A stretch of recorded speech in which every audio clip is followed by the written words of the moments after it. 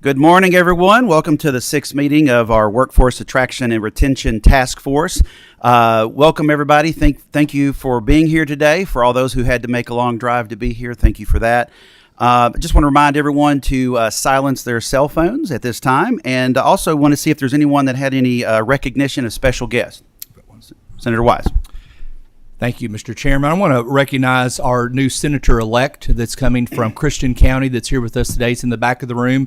Senator-elect Craig Richardson. Looking forward to having Craig in his new role as he takes office here soon. Thank you, Mr. Chairman. Very good. Anyone else have any recognitions? All right. Very good. Well, let's move on. Sasha, would you please call the roll? Senator Elkins. Present. Senator Funke Fromeyer. Senator Howell, Senator Webb, Representative Branscombe, Representative Cook, here. Representative Pollock, here. Representative Tackett Lafferty, Co-Chair Wise, present, Co-Chair Duval, here. All right, very good. Do I have a motion to approve the minutes from the October meeting? All right, we have a motion. Second? We have a second.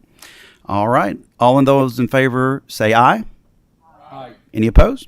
All right, motion carries. Very good. Thank you very much. So let's get the meeting started. First on the agenda is solutions to population challenges in Eastern Kentucky. So we have Colby Hall here. If you make your way to the desk, and we'd ask you to state your name for the record, and also make sure that the green light is on before you start speaking. So I'll turn it over to you. Go ahead and get started. Awesome. I'm Colby Hall, Executive Director of SOAR, which stands for Shaping Our Appalachian Region. So microphone's working, so I'm good to. Awesome. Well, first, good morning to this committee and its members. Really appreciate the invitation to be here, Senator Wise and Representative Duval, to talk about some important topics that fit the jurisdiction and the wide-ranging mandates that this committee has, and tailored a little bit for Eastern Kentucky. I know there's several members on this committee that cover Eastern Kentucky County, so looking forward to getting into it a little bit today.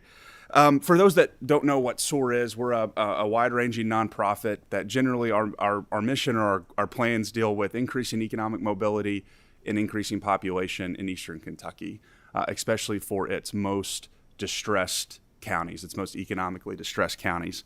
So I know I've got like 10 minutes roughly here, and going to open up for some questions after. So I've got some slides I'd like to run through with you all just to set some context, and then I'm going to talk a little bit about problems, but I'm also bringing some solutions here that we're working on, so I'm not just going to show up and complain and not have something for you guys to consider. It's actually two things that you guys have helped fund already, which is really exciting. So kind of starting with the obvious here is that Eastern Kentucky has a population problem. I'm assuming that most of you all already know this, but this is especially acute in its distressed counties. And you can see that with overall population growth for the country since 1980. You see about 50% growth for America. But when you look at the 36 distressed counties, and this is distressed by the Appalachian Regional Commission, what you see is about a 10% reduction since 1980. So the rest of the country has been growing. Our Eastern Kentucky communities have not. They've actually been going behind a little bit. And then when you look at like who are we losing? What are the demographics look like?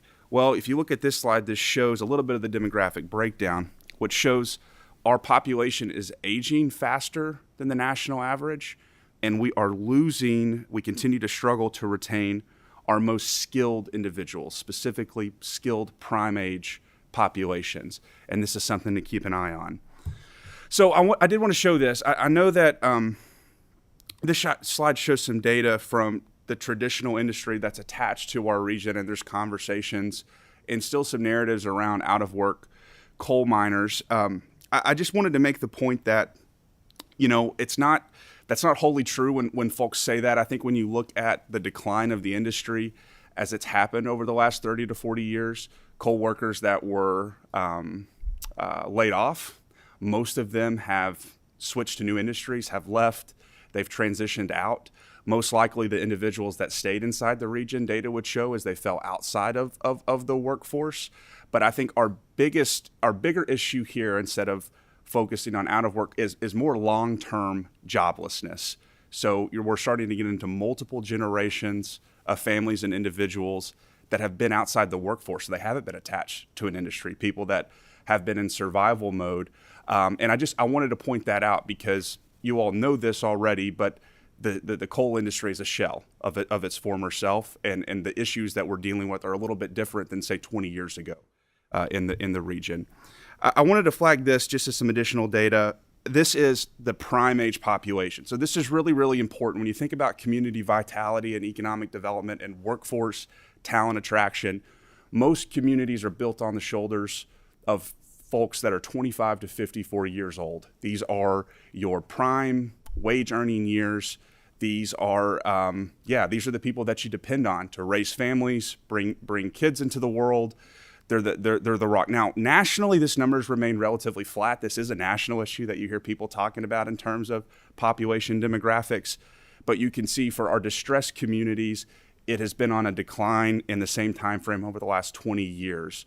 And this is really something that should be red alert, or something that we need to be tracking, and we are, because this is a really important population group that's important to the future of the region. And then I'll kind of finish with this. This is a forward-looking map that was produced by a professor at the University of Louisville, a demographer. His name is Dr. Ruther. And this is just kind of a projection of what happens in these places if nothing changes, and kind of the status quo. Obviously, on this map, the ruby red, the brighter the red, is the worse off. And I think if you look at our core coal communities, the communities that SOAR was brought into life to serve, it's scary to look at those projections, to think that Pike County or Floyd County looks at even close to another 20 or 30% reduction in overall population. Obviously, you can see there's other parts of the state that are doing well, but we're really concerned about if what are we going to do to change over the next 3 decades to make sure that this snapshot of the future doesn't happen. So why does this matter? Well, everything kind of begins and ends with people. I know I'm preaching to the choir in front of this community, but when you think about, and specifically working people, because when you think about people that provide the tax revenues for community anchor institutions like schools, hospitals, utility services, right? Basic public services. It depends on having people that foot the bill for those services and that make them affordable, including maintenance and upgrades and everything like that. So that's why this is our mission critical top issue, is looking at, we've got to find a way to slow the loss and bring new people in. And the methods that I'm going to talk to you about today, are how we're approaching this. It's really 2 ways. One we call outside in, so the net new people that we're trying to attract to the region. And then also 2, which is the longer play, and probably the play that's going to be more ROI and more bang for our buck, is population retention of our own domestic population. So the one program I wanted to give that's an example of how we're bringing new people in is a program called EKY Remote. Now, you guys generously funded a scaled up version of this in the last budget session. You seated us with $1.5 million to get started. We got started at a very small level to kind of provide a proof of concept. You guys allowed us to take it to the next level, and we're early in the stages. But this is a reflection of some of the structural changes in the economy that happened as a result of COVID. These geographical free agents, people that are located across the country, that have good paying jobs, that can bring their jobs with them and have families, they're looking to relocate to places like Eastern Kentucky for a wide variety of issues. We don't really care, but if you make good money and you have kids and you want to be an active part of the community and you're good standing citizens and you can pass a background check and verify your income, come on, is what we say. And that's what we're doing. So, so far the results are early, but we've had over 4,400 total people apply or show interest in Eastern Kentucky and moving. Now, Eastern Kentucky, it's a regional program, right? So we're not bound to any single county. We sell the region as the region for its attributes. People from outside here don't know counties. They don't understand where Jackson County starts and Clay County ends and vice versa. They see the mountains, they see the rivers, they hear the music, they know who Chris Stapleton is, and they want to be a part of that, right? And that's what we're seeing. So 4,400 applicants. We've successfully moved. When I say successfully, either a signed house deed, something that shows, and we verify that they're here. Almost 20 households so far. Again, this is just getting started, but it represents 36 kids, or 36 total people, with 14 of them being kids, which is huge, as you all know, for the SEEK formula. for local public schools. Now, so far, just in the people that have moved, you're already seeing an estimated annual economic impact of about $1.5 million and $200,000 in direct tax contributions. There's a very complicated formula that we go through to get that number. I promise I didn't make it up, but I'm happy to give more details on that. And this is in great partnership with a company called Make My Move that I think Ben's in the audience here today. They've been great partners with us, and we're really, really excited for the future of this program. And this just gives you an idea of kind of the landing page here.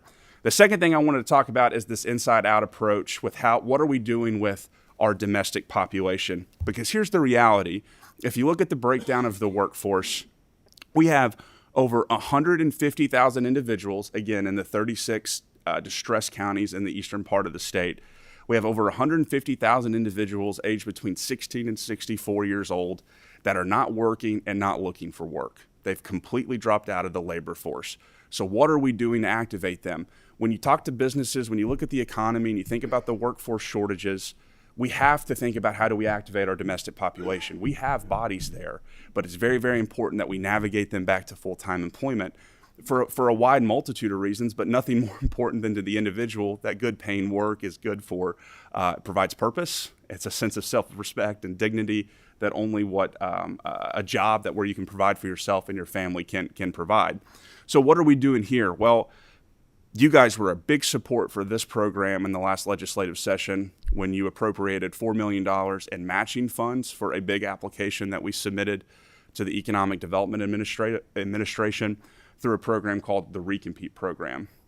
So we found out a few months ago that we were awarded $41 million to specifically go after disengaged prime age individuals. So individuals that are 25 to 54 years old across 12 counties that have fallen outside of the workforce.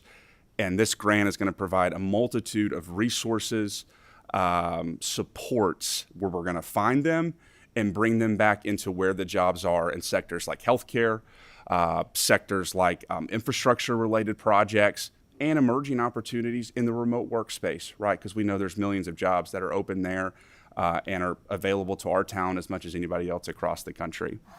So that's a little bit of a diagram, if that's helpful. It's a little complicated there. These are pretty nuanced topics to cover in about 10 minutes, but that's kind of a view shot or a snapshot of kind of what we're doing to address those issues. And I'll just close with this. This is an existential problem for the region. We've got a people problem, and we have to put that as a top priority for what we're doing about it over the long term. We're trying to lead by example with some of these programs that we've put out that are showing early signs of success, and we really appreciate the support that the General Assembly has given us over the past few years. So that's all I had, and I'd be open to take any questions from the committee. Excellent. Thank you so much. Great presentation. So there's been a real emphasis, of course, in Pikeville with healthcare. Of course, we have the medical school there. We have the optometry school there. Now we have broken ground on a dental school. Tell me what you think the impact of having those resources available in Pikeville. How's that going to help? Well, it's huge. And it's regional, right? Because Pikeville PMC, if you look at where they draw employees from in the sector, right, it's a wide radius, 50-mile radius outside of Pikeville. I mean, it touches multiple counties.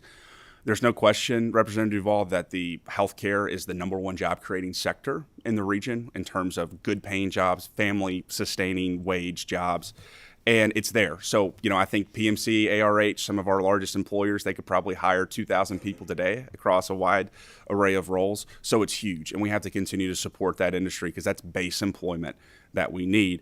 I would just say that when we talk about the opportunities here, when you talk about the gap in terms of people that need work, you're in the tens of thousands, right? Compared to an industry like healthcare, that is going to be a big, important piece of that. But the demand of job seekers is vastly outstripping the supply of available jobs, and that's something that we have to think about. Very good. We have some question from the members. We have Senator Funke Fromeyer. Thank you. You shared a lot of specifics. My page says it's 8, but it's the labor force breakdown. And it looks like 273,363 not in the labor force.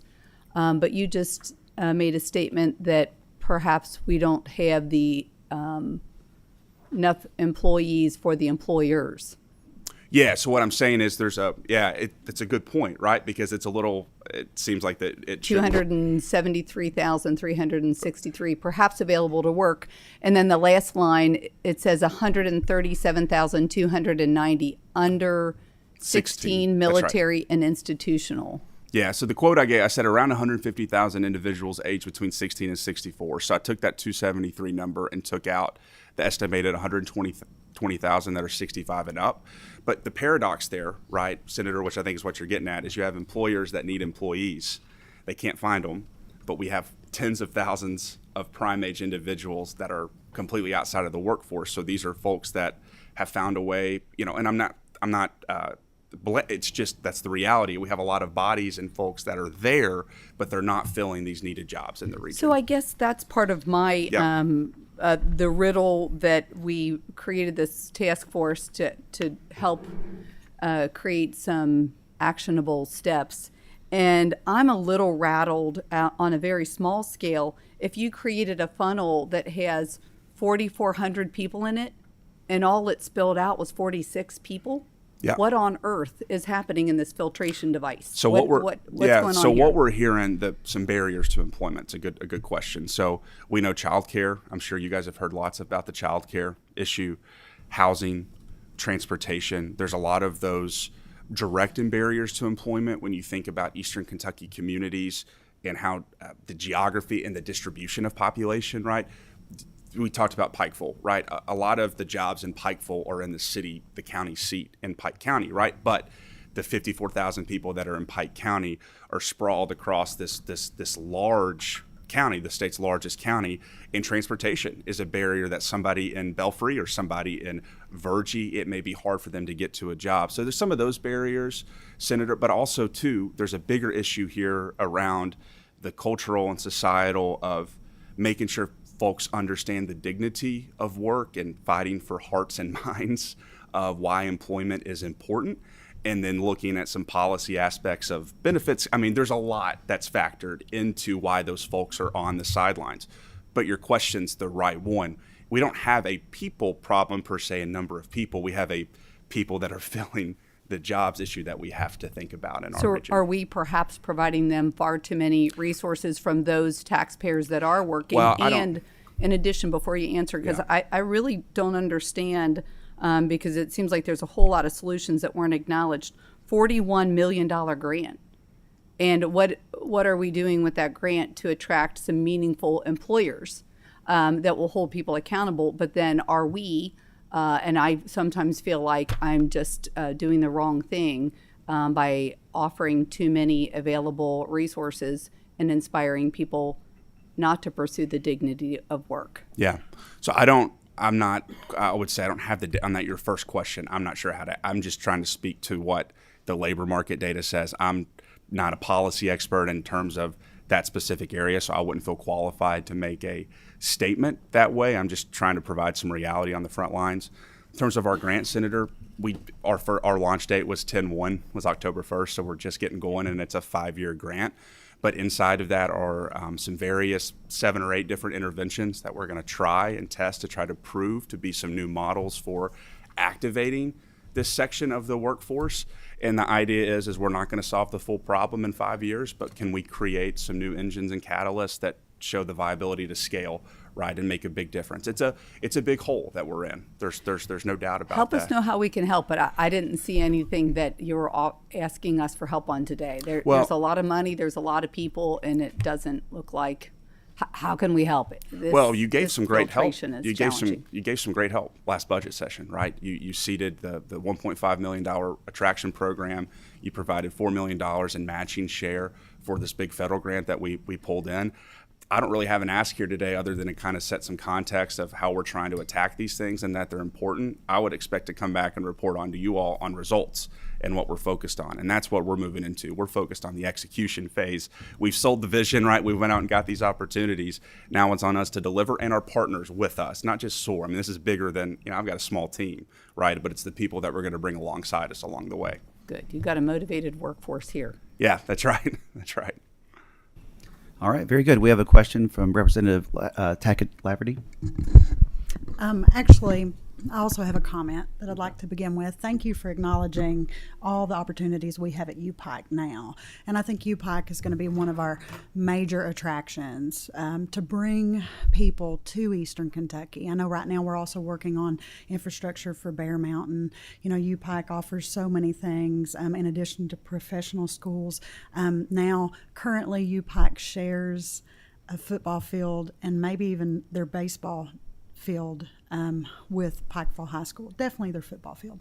But we're expanding there to try to help build them a facility to help attract more students in addition to, and that really helps bring people to realize what great things we actually have in the area. Now, speaking about some of the available workforce and the need for job availability, job opportunities. For instance, when we reopened our prison in Wheelwright a few years ago, we began with 111 jobs.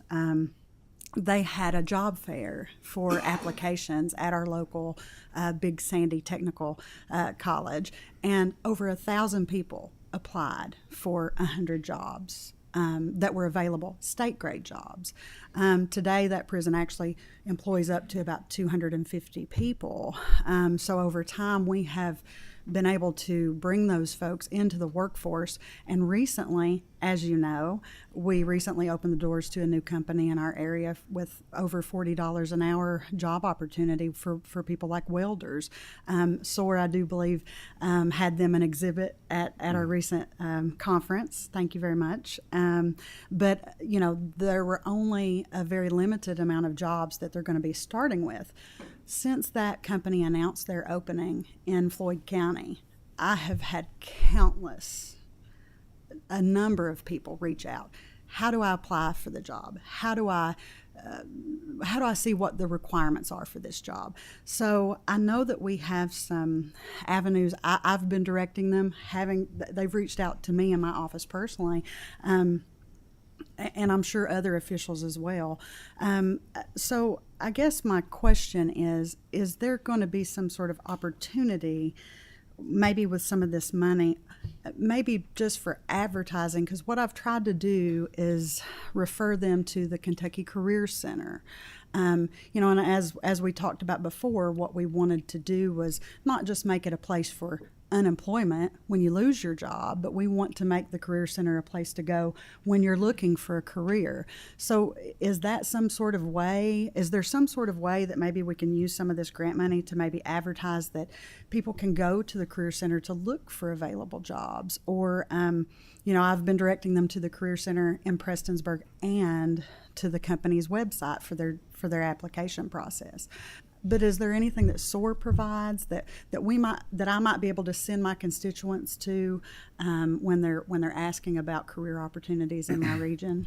No doubt. So we're working very closely with the career centers and EKSEP and some of the workforce development community action agencies. I would just say, Representative Tackett Lafferty, these resources are going to provide much more of those human supports and the social infrastructure that these folks need to be able to navigate the job market, and that we're going to stay on them the same way that maybe a parent would a child. I'm not saying we're going to be, but hey, did you do this? Hey, you meant, like, we're going to be very proactive in what we're doing to try to pull these folks into a situation where they're on the path to employment and they stay there.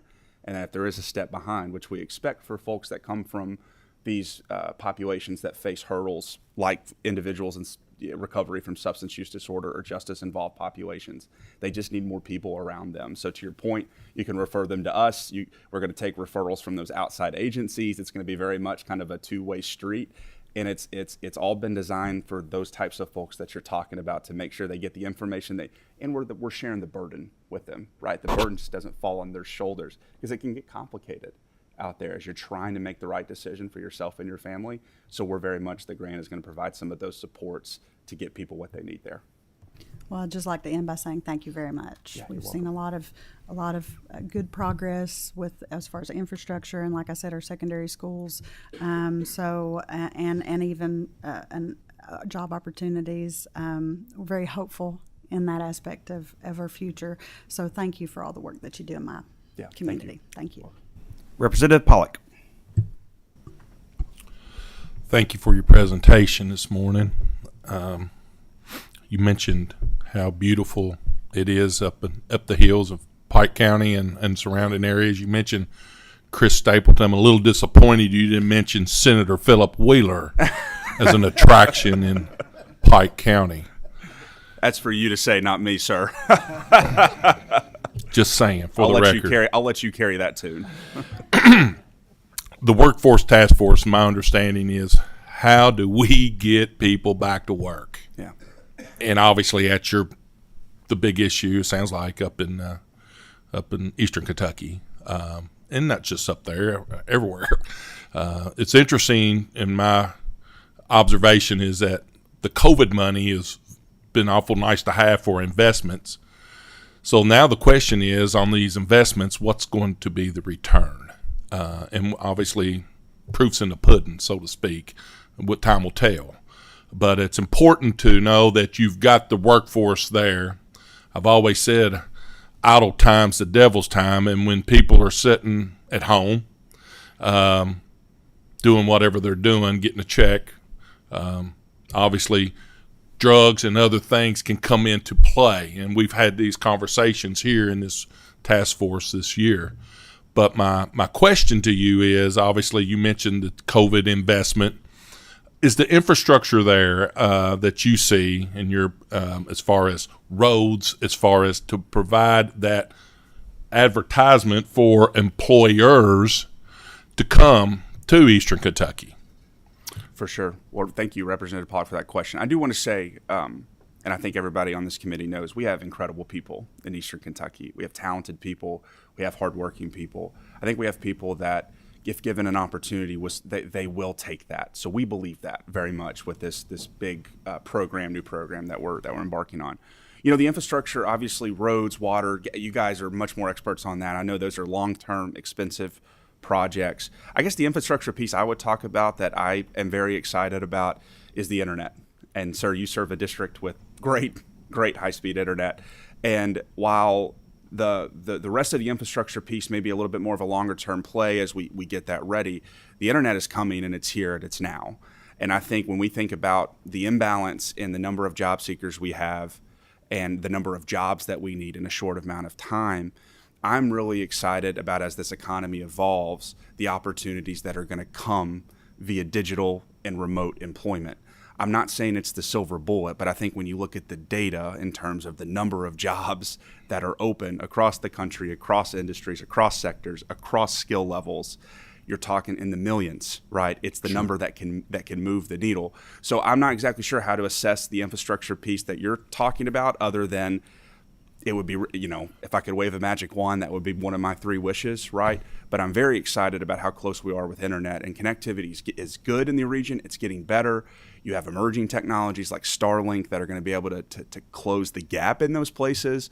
That's no longer a barrier, I believe, in terms of folks coming in or our own people having access to training and stuff that can be done online to remove barriers like transportation. Does that answer your question? It does. Yeah. Again, it's an open question, obviously, but just making sure the infrastructure is there for employers to want to come to Eastern Kentucky and across the state. I mean, obviously, it's just not in Eastern Kentucky the issue, but broadband is a big deal.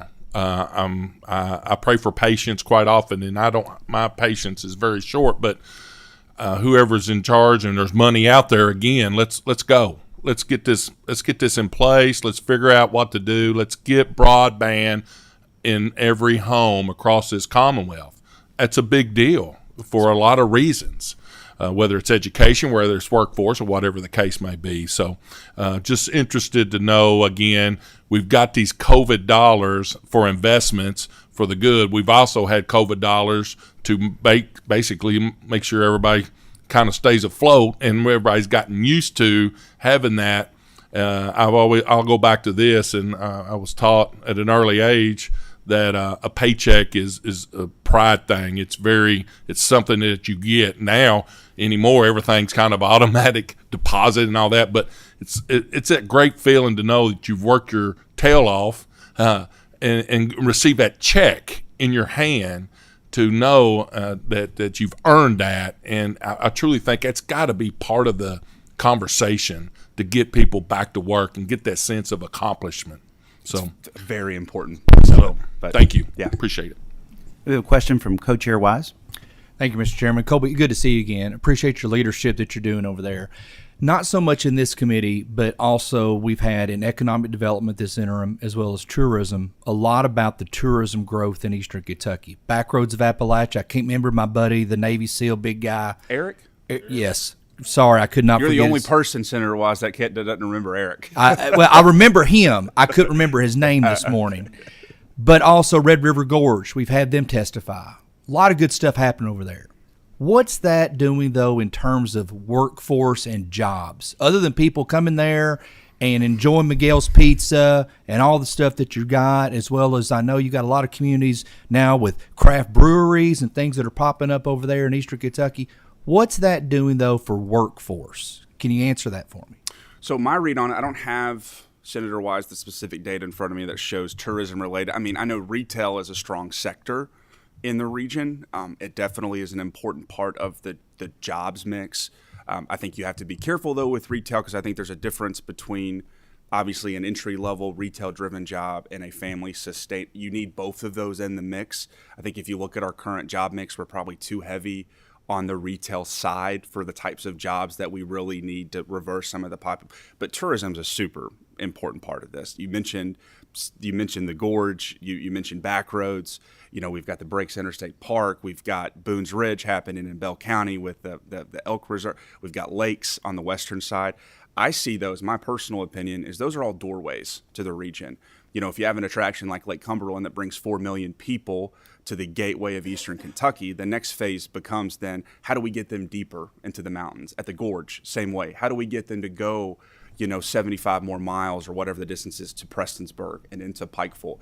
And then once you get them there and they like it, how do we convert on them, right? It's one thing to come back and spend a weekend or spend a week, but the real, conversion, right, is if you get 10, 5, any percent of them to say, actually, I like it so much here. Why don't I move here? And to me, that's the beauty of tourism. It's creating the narrative of that. We know we live in a very beautiful, part of the state in the country. So we're competing there. It's shifting from some of the negative stereotypes that have been attached to Eastern Kentucky, but even more so, you're bringing people here, but the job's not done, right? You got to think, how do we get them deeper? How do we get them to stay longer? And then how do we get them just to fully convert, right, to become residents of this great state? Thanks, Colby. And we have a final question from Senator Elkins. Thank you, Mr. Chair. So I want to go back to, and I'm glad you lifted up the slide that Senator Funky Fromeyer had stalled on, because that's where I got stalled as well.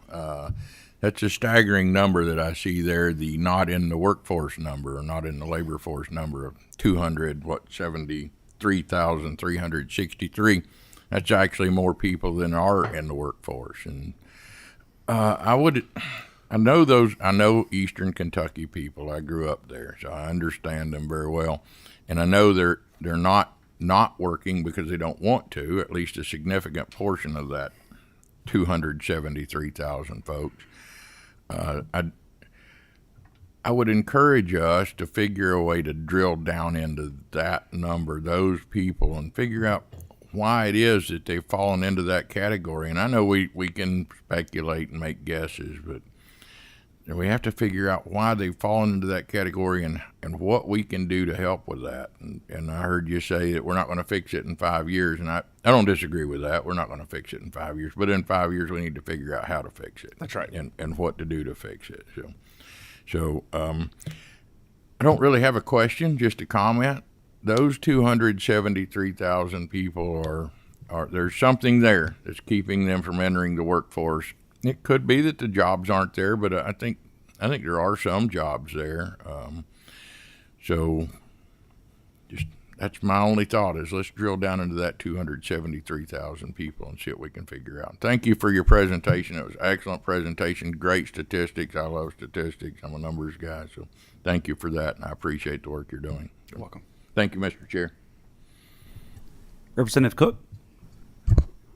Thanks, Mr. Chair. This is a comment. I would like to hear from our Economic Development Cabinet at some point, because Eastern Kentucky has something that a lot of the state does not have. They have a huge workforce ready to go. Now, I know they don't have as good an interstate system. They don't have like the 75, corridor or something. Maybe it's a little hour of mountain roads to get there or something, but they do have rail. And I would sure like to know how our economic development cabinet is teaming up, because we've heard in past presentations that is the big thing that everybody's looking for across the nation is, where is the workforce? Well, we've got it. We've got the most precious resource right there in Eastern Kentucky. How are we making that link? How is the economic development cabinet pushing that and making that jump and telling, as industries are looking at Kentucky going, hey, we've got all this workforce right here. We can fix the rest of this. We can fix, the transportation in and out of here. Maybe we can, maybe it's leveling some ground, putting in an airfield, or, doing something different with the rail system. But I would sure be interested to know how we're attacking and using, advertising to the rest of the nation and rest of the world. Eastern Kentucky, we've got a workforce. Let's make it work. If I could just make a quick comment on that, sir, I will say they've been great partners and have been very willing to show up at the table. And they've been open to conversations, innovative ways of looking at that, Secretary Noel and his team. So if you guys reach out, I'm sure they'd be very open to talking more and brainstorming on what are some ways that we can attack this, maybe, and trying things we haven't tried before. I mean, could you get? And I know in other counties, and this is going to sound crazy, maybe, but in other counties, you're sitting there recruiting. You got a company that's coming in, and they're going to, oh yeah, we're going to hire 150 people, and it's sitting there great. And I know the economic development people for that local county are sitting there going, good God, where are we going to find 150 people that we can get to go work in this? And we've got it in Eastern Kentucky. If I could just offer one more comment on Sure. that, I think something, I think that's a great example of, for some of those white-collared positions. So if you have a large employer, Kentucky has a great basket of large employers that are making big investments. But there's a great way that you could tie in leveraging newfound connectivity, right? So if you have white-collar, office-based positions, positions that you don't necessarily have to be there, right, in person to do, what are some ways that we can incentivize and connect Eastern Kentucky talent to those Kentucky companies in that way and create a preference? And that's a way, a factory doesn't have to be located inside Eastern Kentucky, but they can still share in some of those employment gains for some of those types of positions that may be able to be done. And you can't force a company to get that. I get that. But companies that are open to that type of arrangement, I think there's something to chew on in terms of the economic development cabinet and even this committee to consider about how do you create some of the pathways that way, maybe in non-traditional ways. And that's a good, and yes, that's part of it, but where that payroll tax is also going to go is pretty important Yeah, too. it's fair. We have a quick follow-up question from Representative Tackett Lafferty.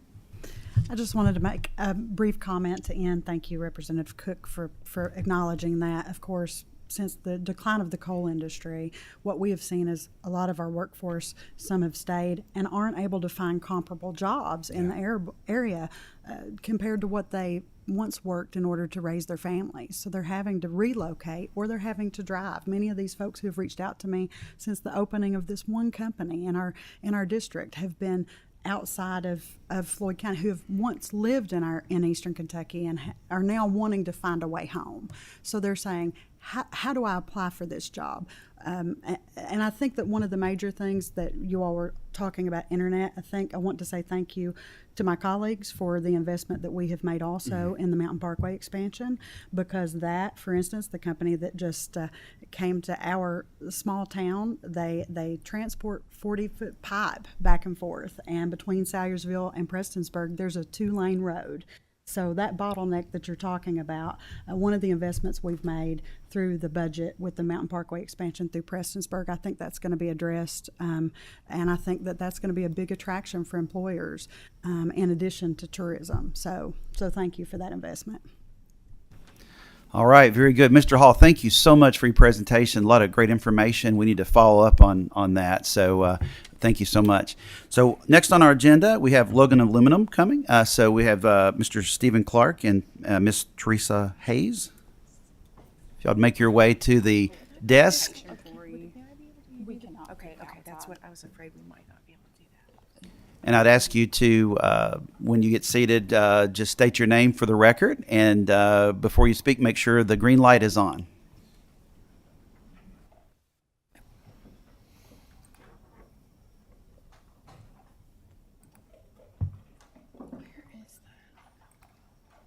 There we go. Will I be able to just click? Yes, do this right here? Okay. I think you can do it. Okay, just checking. Thank you. It says screen.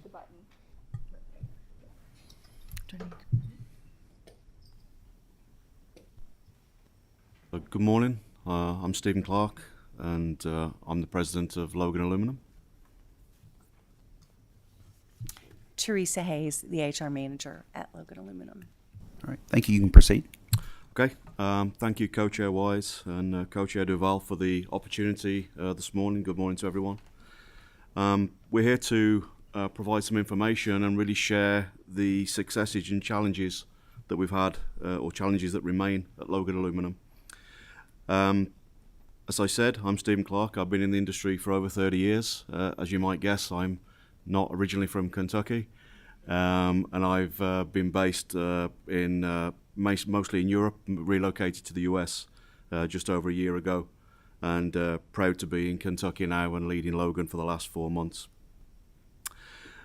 Today, Teresa's joining me. She's the Human Resource Manager, and we both see it as an honor to be able to present to you today.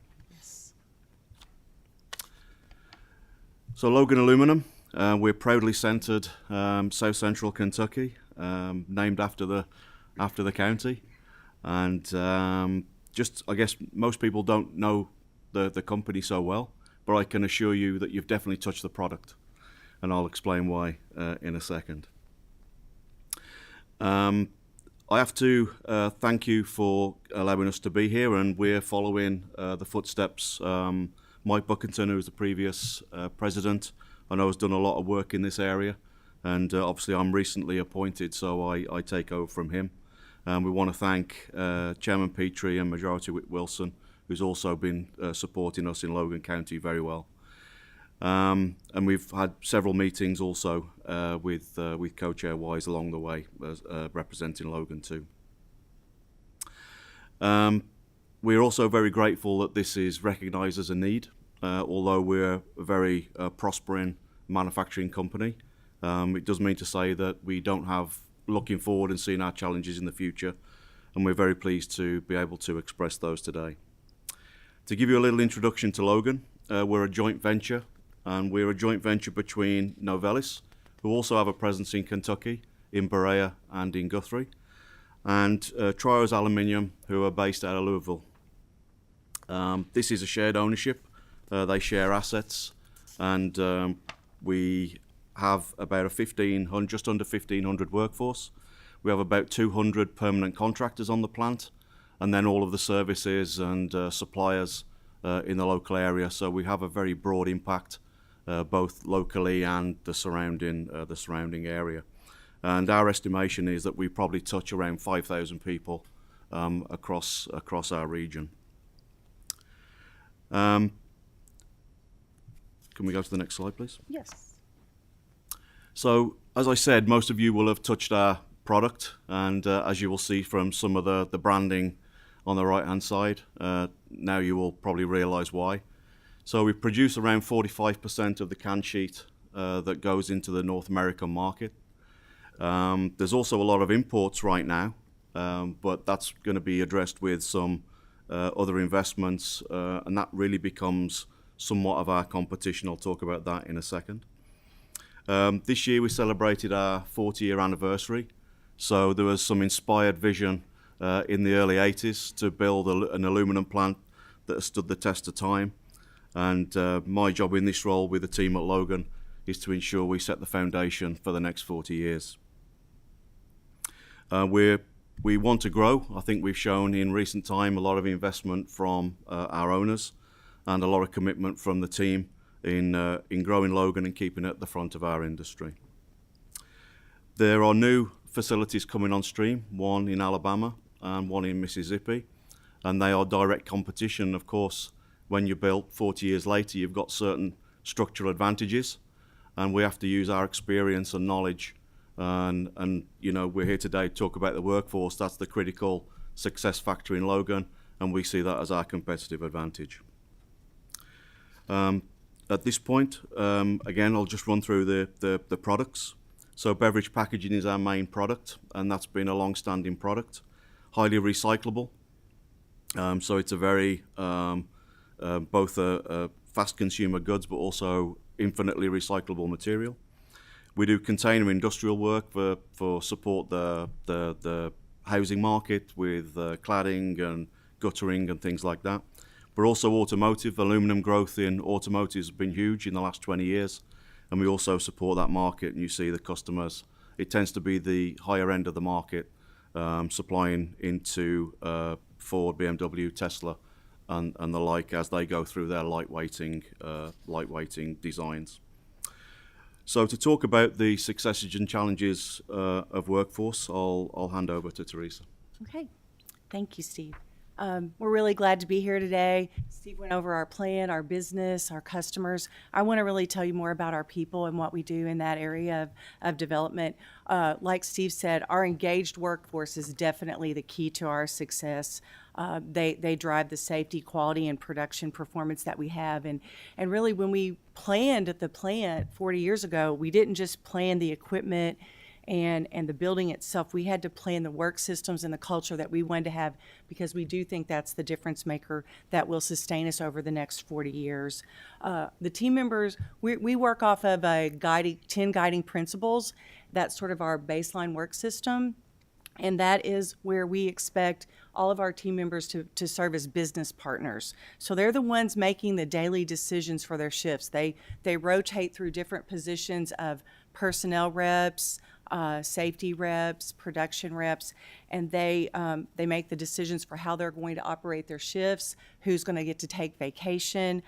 If there's a team member that's not performing well, that group, the team itself is the one that gives the feedback to that person, or they recommend other actions that maybe the team leader needs to get involved with. We have a very extensive talent development process to help people prepare for these roles. There's 25 universal classes that everyone that comes to work at Logan is expected to complete. Our training is mostly taught by our team members. You can see in some of these examples here some of our training. The center one is a molten aluminum simulation, and that's being done with water so that we can train people on the potential dangers of how easily it can splash up. And of course, safety is also our very first priority and principle. Over in the lower left, there's some team members practicing how to apply burn gel, because that's obviously needed very quickly if something were to happen. In the upper right, we have our team members that are in the Stephen Covey 7 Habits training for our leadership development class, and they're working on the habit of synergy. So what we've got is that we expect a lot of our team members, and so we have the development to help them. We also have top-tier compensation and benefits to make sure that we can attract that talent that we expect a lot of, and that really makes it worth its return for Logan and the way we operate. Most of our succession planning is from internal promotions. In fact, our last 2 plant managers were entry-level operators, and after extensive careers and experience, they promoted all the way to that level. So we're very proud of that culture. We also, I mentioned the pay and benefits. We pay well, and our employees are willing to share that with our community. You can see a couple pictures.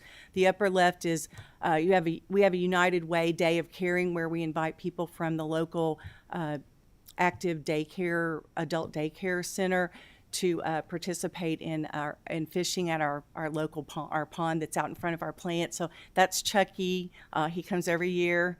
And then down in the lower right, we have the Isaiah House. We had a United Way Day of Caring also this year, where we had some local kids come in and set up a lemonade stand to make money for that Isaiah House. So we're really, really proud of our involvement in the community.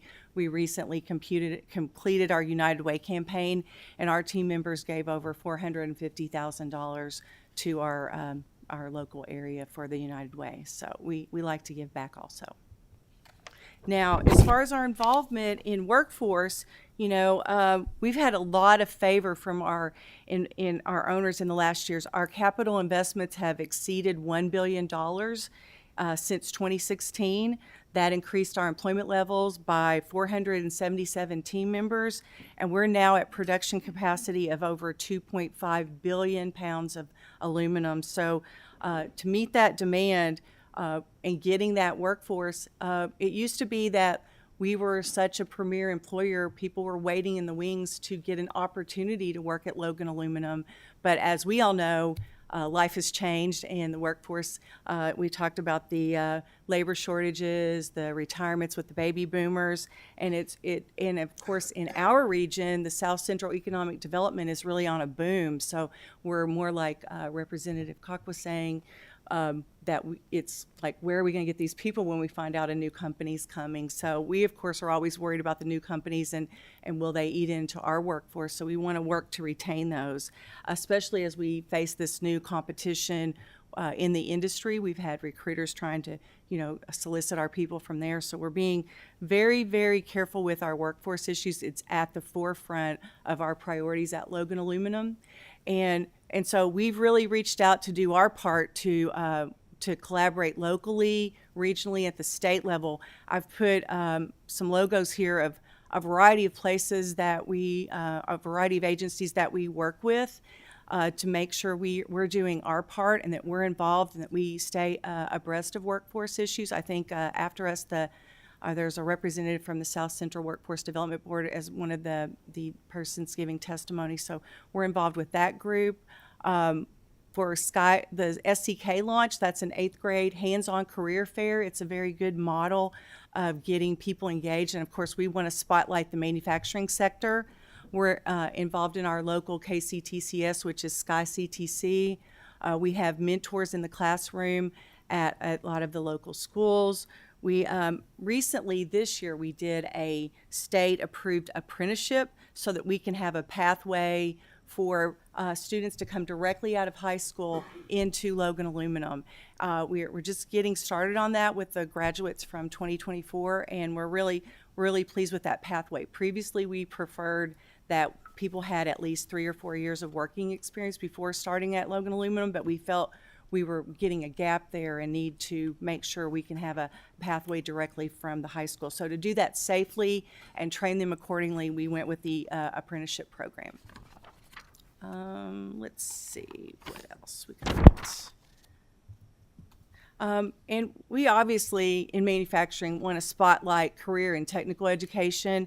That's where we are, and you guys have been doing a lot of support in the state to help grow in that area, and we really appreciate that. We're also want to do our part. This local career and technical center in Logan County, we've had support from Chairman Petrie and Senator Wilson for our regions that have continued to support to make sure that the CTC has the right equipment, up-to-date equipment, and continuing to invest there. This particular center not only serves the students of Logan County High School, but also Russellville Independent and Todd County. And those are obviously the areas that we're recruiting from mostly for our workforce. We also have our involvement with the CTC as we have mentors in those classrooms. When you talk about the SkyFame, the Federation of Advanced Manufacturing Education, our local chapter, we have a team leader that serves as the president for that chapter. We get involved in bus to business events where the students come to our school. That's through the Kentucky Chamber. We have educator externships from the Bowling Green Chamber where we make sure that the educators know the kind of work that students would be doing so they can help promote manufacturing and Logan Aluminum in the classrooms that they impact. So we're just trying to do our part to make sure we last Friday had a job shadowing event from Bowling Green High School and the Warren County region. And there's some really good hands-on opportunities that they can see what it's like to work at Logan Aluminum.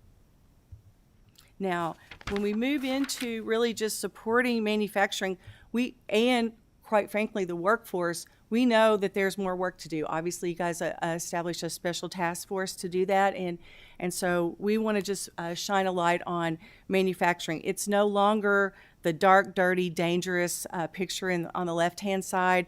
I heard at the Kentucky Industry Conference last week that we're now clean, green, and smart. So the way I got these images is I just went to ChatGPT and said, okay, here's 2 comments. What images would you create? It was the free version too.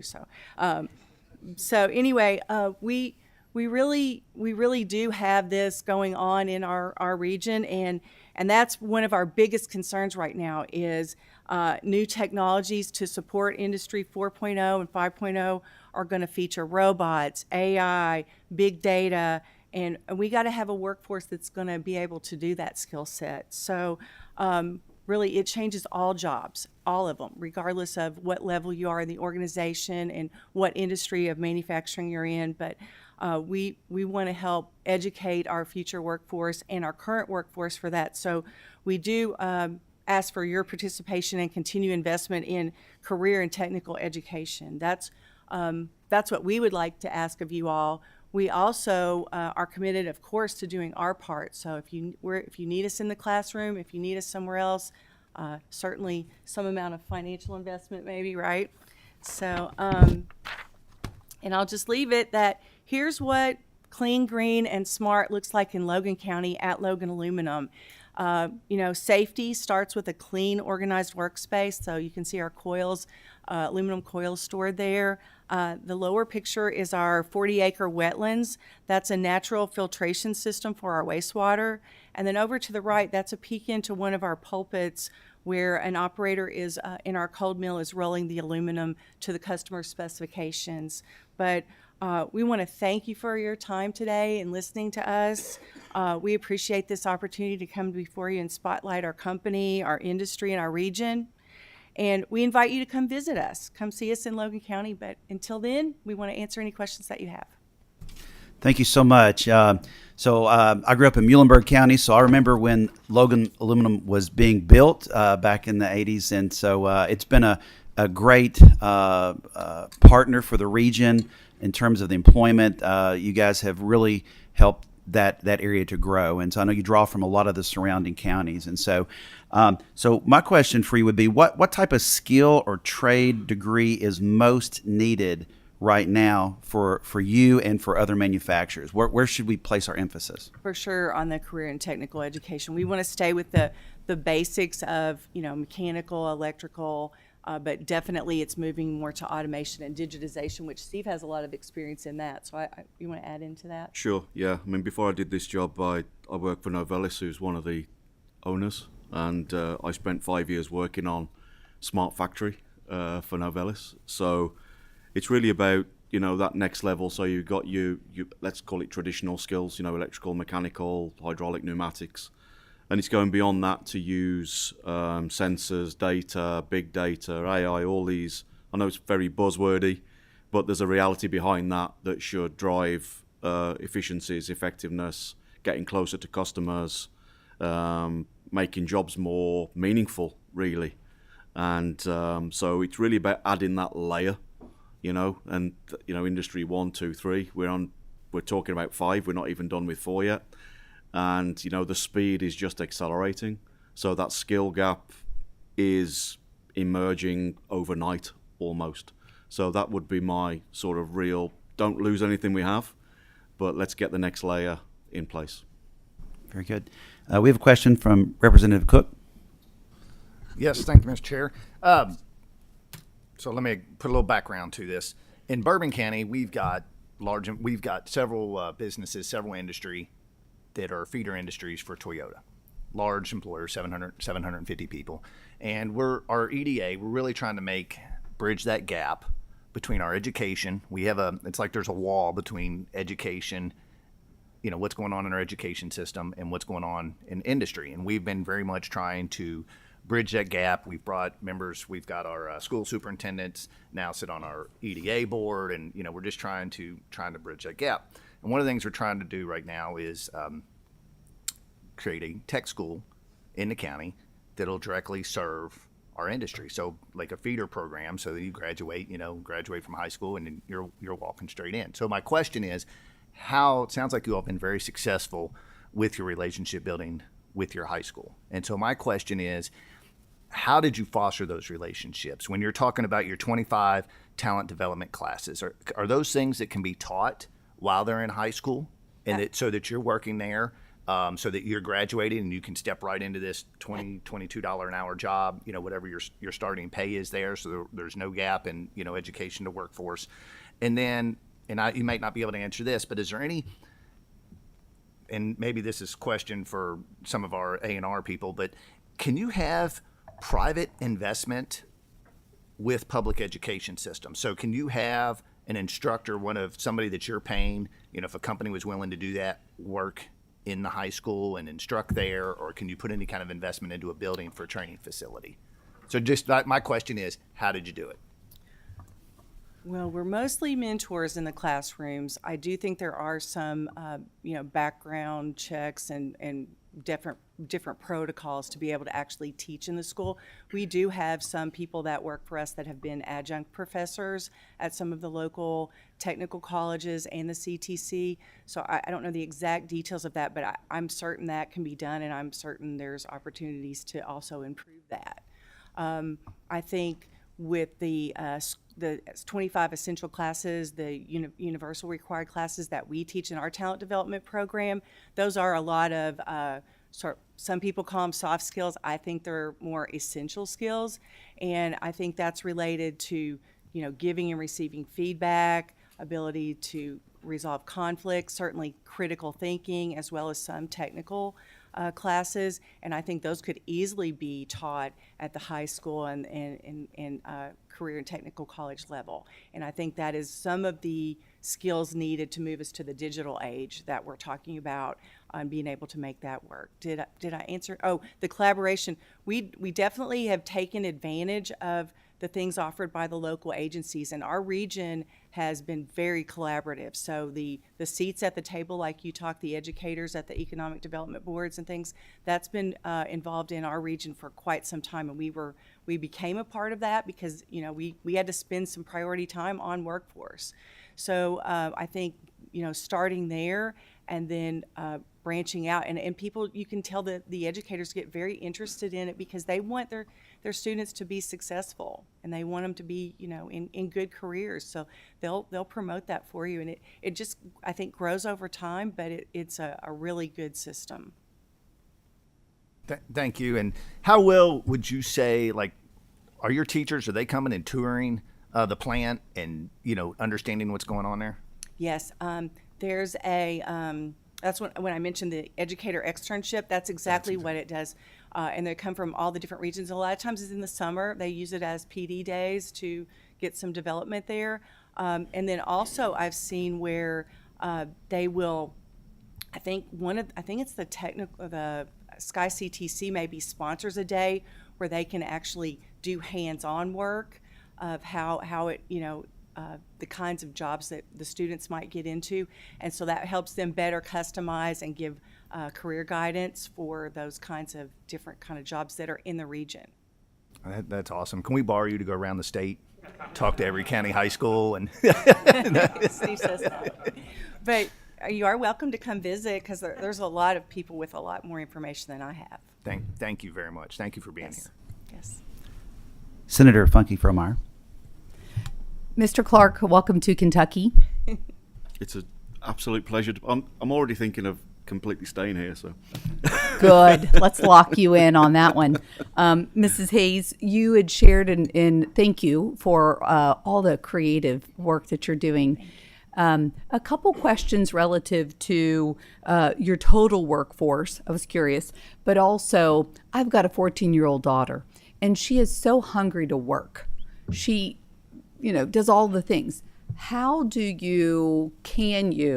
you considered, because you're trying to break that barrier down and find ways to get the students curious and present sooner. So I appreciate that. I think that has meaning and value. Mm-hmm. Are we creating any barriers? Are there some laws that we need to be considering? That's the one question. But also tapping into Colby Hall's Appalachian region message to us. He's got some remote employees as well, potential. Are there resources that maybe you're putting out there to relocate people from the Appalachian region to Logan?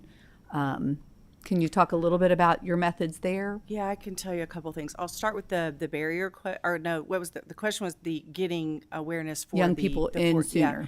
We definitely would like to expand our female workforce because that isn't manufacturing. Definitely now that we're clean, green, and smart, and that means we're also there. It's less physical demands because of all the automation that's in place. So we want to increase our involvement with the females that are in the region because that's a population that is untapped for manufacturing to some degree, and there's a lot of interest in just smart people that could work for us in that area. So one of the things I mentioned, the SCK launch, that's the 8th grade career, hands-on career fair. So when we go there, just like the other sectors that are there, we have something hands-on for them to be able to work on. So we take our forklift simulator and they're able to actually see how that works. We also have one simulation that's, what's the AV stuff called? That Kevin Hope has. Virtual reality. So we have some of that. So people getting to just get a spark of that and then maybe come later on site to a job shadowing, having mentors in the classrooms, that's something we also work on, and then they might say, oh, I like to hear what that person does. So that's been very helpful. Those are just some of the things that we found to be helpful in getting that population aware more and more of manufacturing, because definitely the newer generations are not choosing manufacturing as much as we would like for them to. Now, on the other side, as far as the barriers, I'm not. Do you have any relocation incentives that might Yes. invite some of our Appalachian region to Yes, consider coming, being educated, but also some moving allowance, some way to help them get there and stay there? We definitely have a relocation assistance program. Also, the local chamber did I forget what it's called, Bowling Green Works or something. It was sort of an attraction, a promotional marketing campaign to specifically see if there were people that were maybe displaced from the coal mines that wanted to move to the area, because we definitely have lots of job openings. I think the last jobs report from October was that in the region there's at least 10,000? Mm-hmm. Yeah, 10,000 job openings in our region. So that's the things that come to mind that I'm aware of. You're welcome. Very good. We have a question from Co-Chair Wise. Thank you, Mr. Chairman. Just a follow-up, and I appreciate my two colleagues down here of the questions they've asked. And Mr. Clark, welcome to the Commonwealth. And I know following Mr. Buckington, I had a good relationship with him. And I hope you've made your way to Roy's Barbecue while you've been in Logan County. It's a delicacy. Okay. I know you're used to maybe the European cuisine. There's nothing better than Roy's Barbecue. And please tell the folks there I said hello. I will. I'll go. I have visited the Logan ATC or CTC when Paul Mullins was superintendent there, and it is truly a magnificent showcase. And I think our state needs to do a really good job of modeling of what's there in other regions, because a lot of times we have ATCs and we have this, but they're not pairing with the community. They're teaching certain skills, but it may not be the skill set needed for where you're at. And the region I represent, as well as Representative Duval down there in South Central Kentucky, Warren County region, it's almost like we're going to eat our own for competition down there. I hate to use that phrase, but it is what it is. It's a good thing to have, but competition's good. But at the same time, we're all going to be fighting down there for employees. I didn't know, in terms of your background, I truly respect the European education model. And I think in the United States, I've read so much about it, and I've studied a lot of countries, Finland and others. They're doing it right. What can we maybe model? If we're foreseeing the next 30 years, I won't be here, most of us won't be here. But is there anything right now with education and workforce that we as the Commonwealth of Kentucky can change in education that you see that we're not currently doing? And thank you. It's hard for me to compare what locally you're doing because I'm not so familiar with it. I can only sort of say what I know from the European system. So, you know, I was educated in the UK, and it was a very broad, I would say, generic, some of this and some of that. And, you know, when you get out of school, you think, well, 70% of this I'm not going to apply anywhere, you know. And even though I did sciences and things, so, you know, I'm an engineer by background. So that sort of became, but the other 70% really was you might call waste in, I'm a manufacturing guy, I know about waste. So you would consider waste. My kids went to an international school in Switzerland. I lived in Switzerland for a while.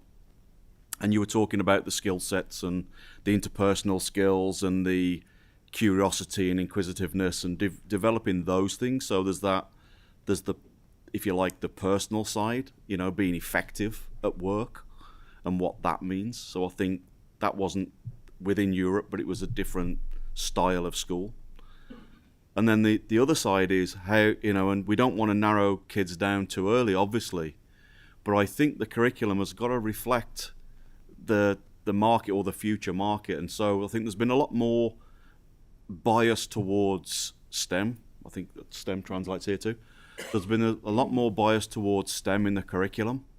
There's been things like programs, and this is almost education industry partnerships on sort of robotics clubs and things like this.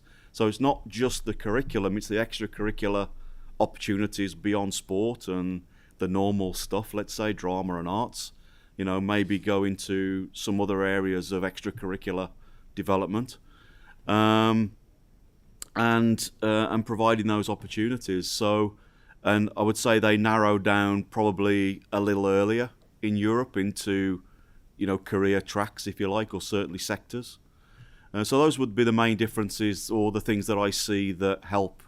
Now, getting people into manufacturing is still a challenge because I'd still rather work for Google than, an aluminum company. But, the core skill, I don't think the skill gap is quite as significant, but driving people towards, let's say, heavy manufacturing is still quite an issue in Europe. Good. Thank you so much. Representative Pollock. Thank you for your presentation, Mr. Clark, Ms. Hayes. Next time I have a cold beer or a soft drink, I'll be thinking of you.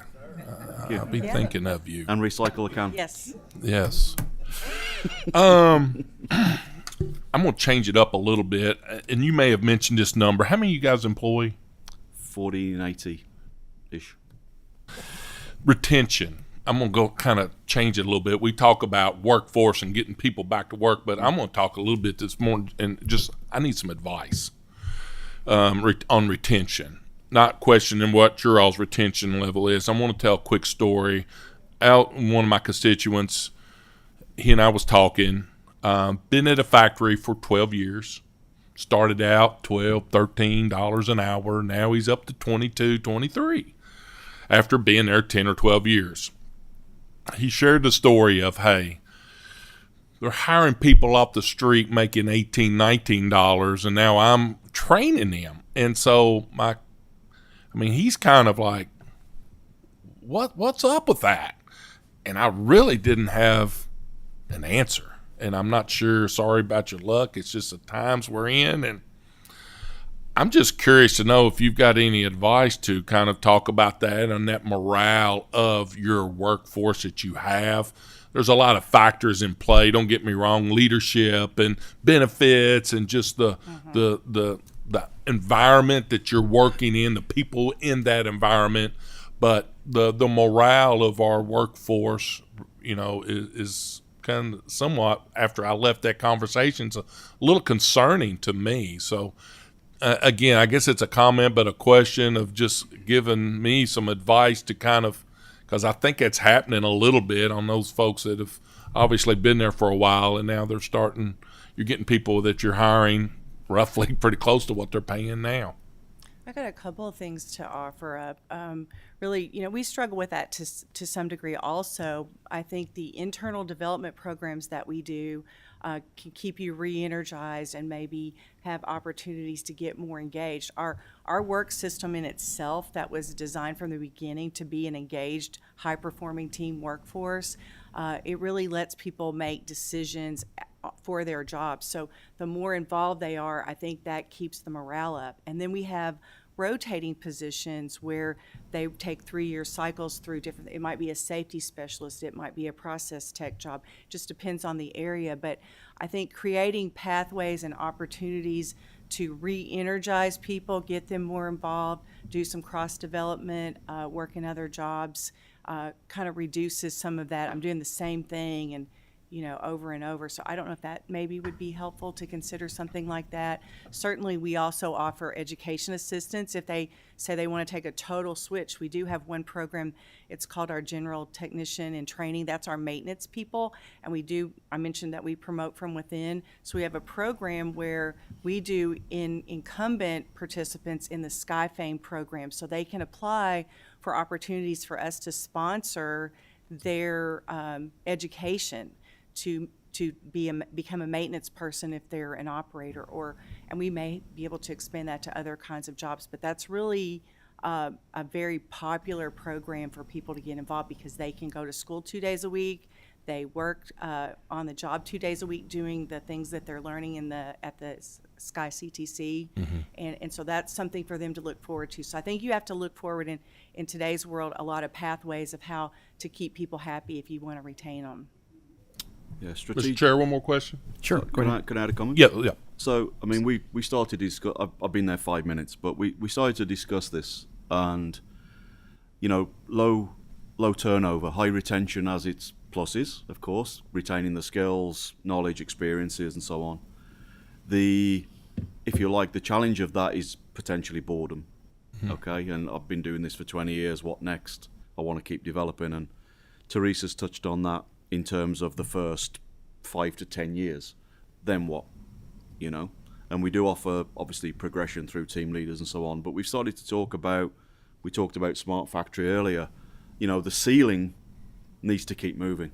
So the ceiling now, really, we've got to go back and take a look at that ceiling of potential and earnings, and for that retention purposes, do we need to raise that ceiling higher to give people a higher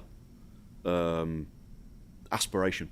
Sure. Okay, so that's something strategically we're looking at, because as somebody mentioned, the competition locally and everything is building, the competition in the industry, how do we fend off that threat? And I think we've got to go back and strategically relook at the aspirational ceiling that we're placing. Absolutely. It's a false ceiling, really. Yeah. Absolutely. And again, the point of, this particular employee, just knowing that he's been there, done his work, showed up to work, all this, and then somebody comes off the street, a new hire, and that's a tough pill to swallow, so to speak. One last comment, and I just wanted to kind of salute you when you mentioned hands-on, and you talk about 8th grade showcase, and those are really thinking outside the box ways of getting people just connected of what you're doing, not only at a school age, but just the open houses and those type of things in your community to let them know you're a part of that connection. And it sounds like you guys are doing a fabulous job of doing that, and I just wanted to kind of salute you on that. I may not have mentioned parent involvement. That's another area. When we started our apprenticeship program, we invited them to come in and learn about our apprenticeship program. So we also invited their parents to come with them so that they could help promote that idea too. Just like you've got the educators advertising, you've got the parents' influence, and then you've got the direct contact with the students. We found that to be helpful also. Awesome. Good job. Thank you. All right, very good. So for the sake of time, we have one final question from Representative Tackett Laverty. In your industry, do you commute with rail or heavy trucks? Yes. Okay. And are you working with the private rail companies? Yeah, work mainly with Cormans. Okay. Is that mainline, secondary? I may not be all up on the. I'm not super familiar. I don't know whether to. I think it's more secondary. Okay. And we're looking to continue to increase again.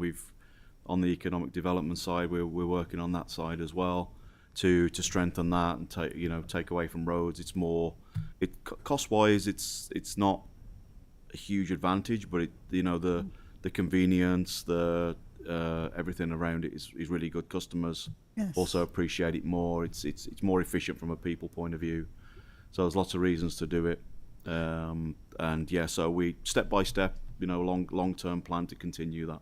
Well, great, thank you. Because in Eastern Kentucky, when we transport coal, it's primarily by rail. Yeah. So we have access to rail spurs and things like that throughout Eastern Kentucky. So I was just wondering if this type of industry would be something we could attract to the region. Thank you very much.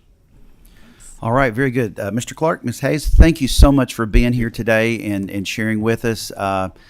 Appreciate your time today and look forward to working with you in the future. Great. Thank you all. All right, and next up on the agenda is apprenticeship programming for Kentucky's electrical industry. We'd like to have Rebecca Barnes and Nathan Nelson come on up.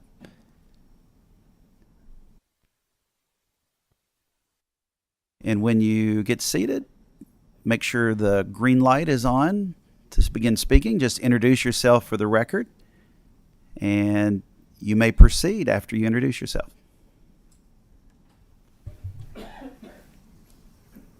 I'm Nathan Nelson. Can you hear me? Is the green light on? It's on. Okay. Maybe I'm just not loud Push it again. Push it again. Push. There you go. enough. Okay. All right. Sorry. My name is Nathan Nelson. I'm president of the board of directors for the IEC. And I am Rebecca Barnes, executive director of IEC. Very good. We'll look forward to hearing from you. Thank you so much. First and foremost, thank you, Chairman Duvall, Chairman Wise, and task force members for inviting us here today to speak on behalf of the Independent Electrical Contractors Association. My name is Rebecca Barnes, and I'm the executive director of IEC of the Bluegrass. We're a nonprofit trade association dedicated to serving and advancing the interests of independent electrical contractors in Central Kentucky. As a Kentucky native, it's truly an honor to be here today to discuss not only our apprenticeship program, but also share with you our passion to further education and opportunities for our workforce here in the great state of Kentucky. Want to talk a little bit about who we are and what we do. IEC of the Bluegrass is a part of a national network of independent electrical contractors. We connect people and companies to succeed through education, sharing best practices, promoting safe, professional work methods throughout the electrical industry. IEC of the Bluegrass is headquartered in Lexington, Kentucky. We are a nonprofit organization. We cover 86 of the 120 Kentucky counties. The other counties are covered by IEC of Louisville and IEC of Cincinnati, just for reference. We are a merit shop-based electrical contractors trade association. We also train the next generation of electricians for Kentucky through our Department of Labor registered 4-year apprenticeship program. With over 200 enrolled apprentices this year, we are one of the largest apprenticeship programs in the state of Kentucky.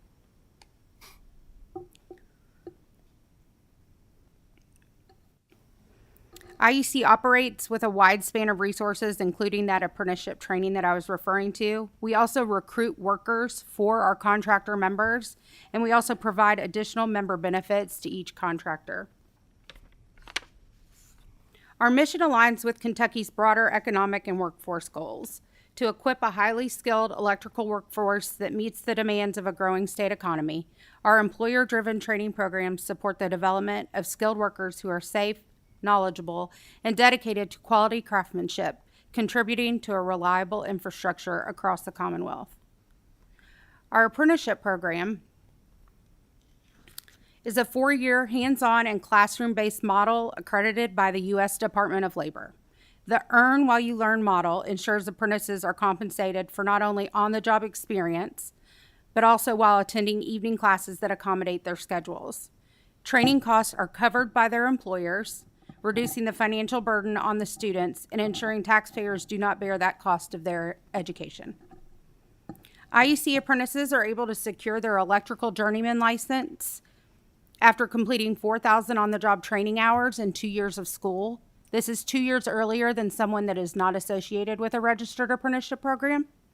They also have the opportunity to secure their master electrical license, once they graduate, which is also 2 years earlier than someone that is not in a registered apprenticeship program. These industry credentials not only enhance career prospects, but also ensure that Kentucky has a skilled and certified electrical workforce capable of handling the state's growing infrastructure needs. IEC's apprentices are also offered competitive starting wages with a clear path to career growth and advancement. Actually, I'm going to skip forward here. Graduates can quickly progress in their field, becoming foremen, supervisors, project leads, and electrical contractors, some even starting their own businesses which in turn creates more jobs for our community. So I'd like to hand it over to Nathan Nelson. He's our Board of Directors President. Nathan? Hi. Like I said, I wanted to say thank you again to Chairman DeVaul, Chairman Wise, and the entire task force for letting us speak today. But I thought it was important maybe as I came just to kind of explain how I kind of got involved, where I became into the IEC and how I'm sitting where I am today and how much it's impacted at least me and my company, So again, like I said before, my name is Nathan Nelson. I'm a general manager at Babcock Electric. We're a company based out of Richmond, Kentucky. We do commercial, industrial type work, anywhere from $10,000 to $10 million jobs, so we do a broad range of projects. But I was born and raised, still live in Somerset, Kentucky. So when I came out of high school, I didn't really know where I was going to go. I didn't feel like college and stuff was for me, so they didn't really teach us a lot back then about the trades. It was all college. If you don't go to college, you're going to be in manufacturing, right? So it's either a factory, one or the other. But fortunately, I heard of a fella through my uncle that had started a company in Richmond, and he was looking to start electrical, needing somebody to hire as the first employee. So I was the first employee hired for the Babcock Electric 27 years ago. So it was really interesting. I jumped in, didn't know anything. More we got into it, the more we realized, we really want to take this to another level. We want to expand. So how do we find a way to get the education and the knowledge that we need in order to make that advancement? So we started searching around, and a couple years after I got there, we found out about IEC. So we ended up joining the IEC.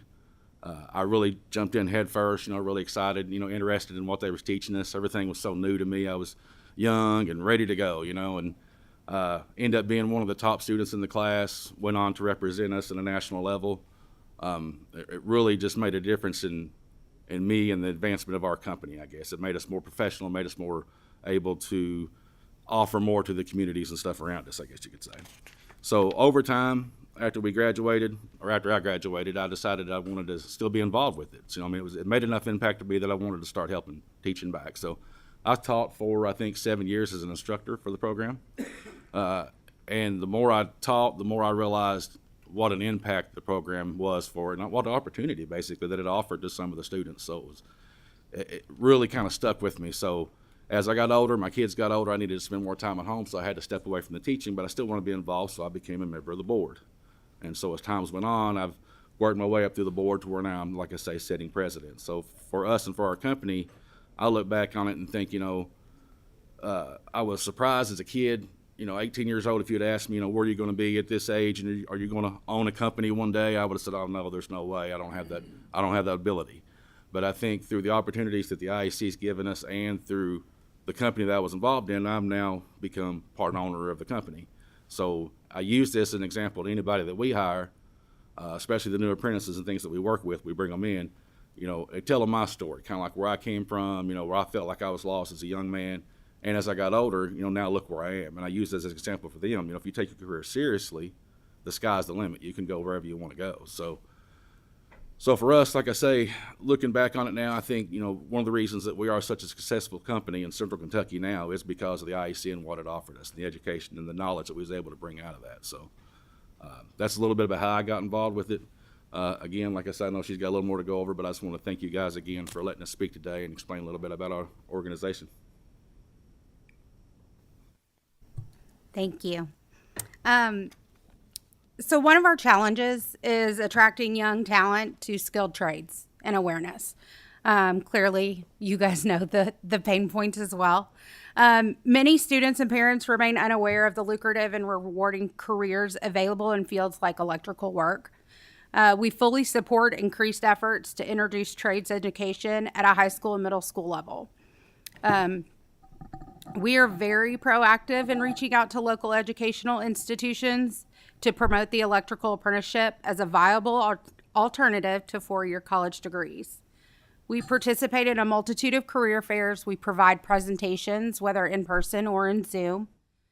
We support all programs that help students understand the benefits of working in skilled trades in a general and also in a concentrated electrical field.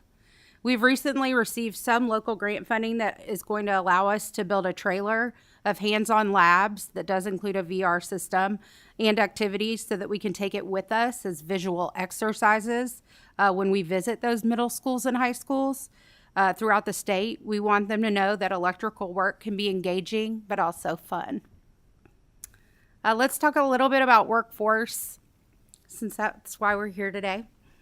The independent electrical contractors represents a substantial portion of Kentucky's workforce, contributing to a diverse labor market that strengthens competition and improves overall industry standards. IEC of the Bluegrass helps address these workforce shortages and provides electrical contractors the freedom to run their own businesses and contribute to the state's economic vitality. Skilled electricians are crucial to Kentucky's economic growth, particularly as we expand critical infrastructure, industrial projects, and residential developments. IEC Bluegrass graduates and members bring a commitment to quality work and safety standards that benefit both private employers and the public sector, enhancing economic growth. Lastly, to retain these skilled workers in Kentucky, we must be able to offer competitive career paths and support small businesses in their development. IEC of the Bluegrass helps address this by fostering entrepreneurship and providing the skills and certifications that allow Kentucky's tradespeople to pursue lifelong careers locally. I will say I absolutely love my job. And while I appreciate all of our contractor members and what they do for our community and our associate members and partners, the apprentices are who hold this special place in my heart. I tend to tell people that I have over 200 children at any given time. And to see them work every day as hard as they do out in the field and then come to school at night for 4 years, and they put in that effort. There's nothing that makes me more proud than to see them walk across the stage and receive their diploma at graduation with all of their family and friends watching. I think I will always cherish these moments, and it's a great reminder of why we're here today. So in closing, we are committed to partnering with the state, educational institutions, and community leaders like yourselves to provide Kentuckians with the skills, resources, and opportunities they need for successful careers in the electrical trade. By investing in training, expanding vocational education, and supporting Kentucky contractors, we can foster a resilient workforce that meets the need of our state's growing economy. Thank you so much for your time today and the opportunity to present on behalf of the IEC of the Bluegrass. We look forward to the ongoing collaboration to support Kentucky's skilled trades and help secure a brighter future for our workforce and communities. So thank you so much for your presentation today. We have a very important task here, and that is to inspire the next generation. We have to figure out a way to connect the passions to the skill set. And so my question to you is, how do we best do that? How do we connect those things for the next generation? Thank you for the question, Chairman Duvall. Ultimately, I think from, the IEC's perspective, representing all of our contractor members, being able to get out and talk to the students and truly share what this electrical career path could look like for them, telling them about the opportunities to become an electrician, that as you are an apprentice in this program, you're not only learning the curriculum in school at night, you're also learning out in the field, you're learning from your peers, you're learning from your instructors.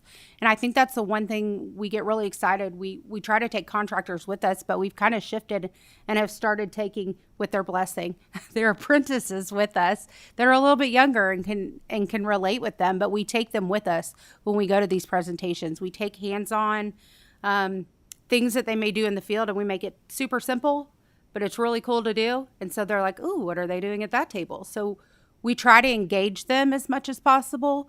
We take people that are somebody that they relate to.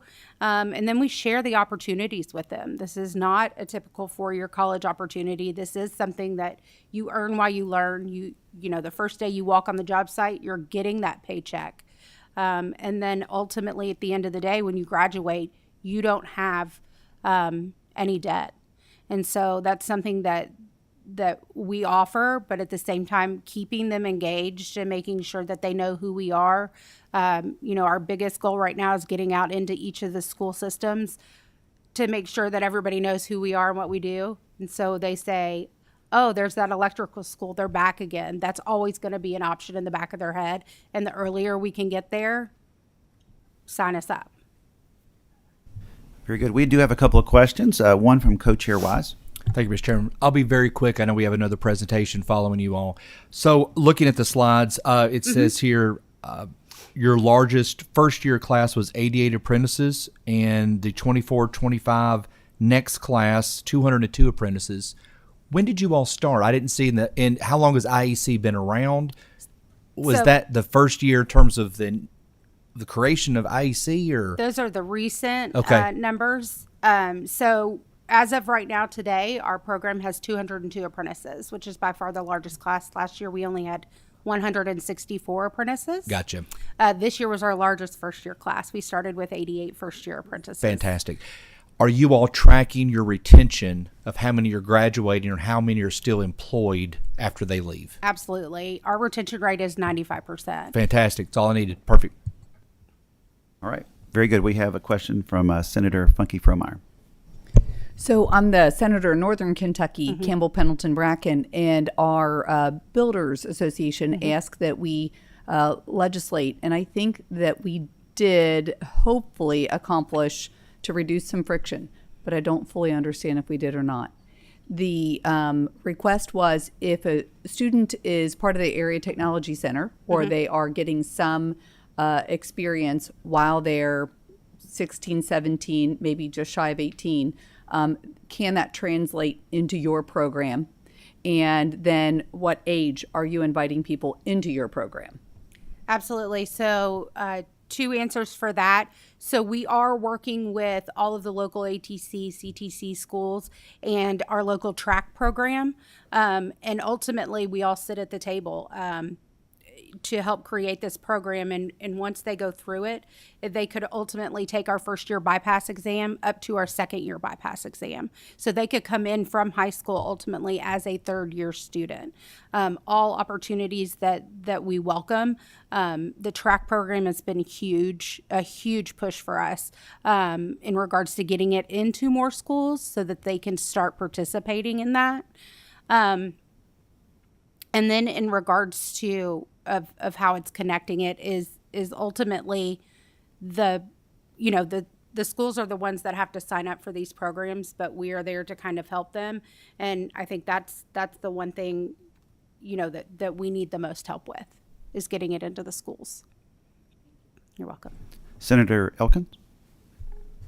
Thank you, Mr. Chair, and you may have just hit on what my question was going to be, and that is, what do you find your biggest obstacles to be to reaching these young folks that may desire to be an electrician or to work in that field and to enter your apprenticeship program?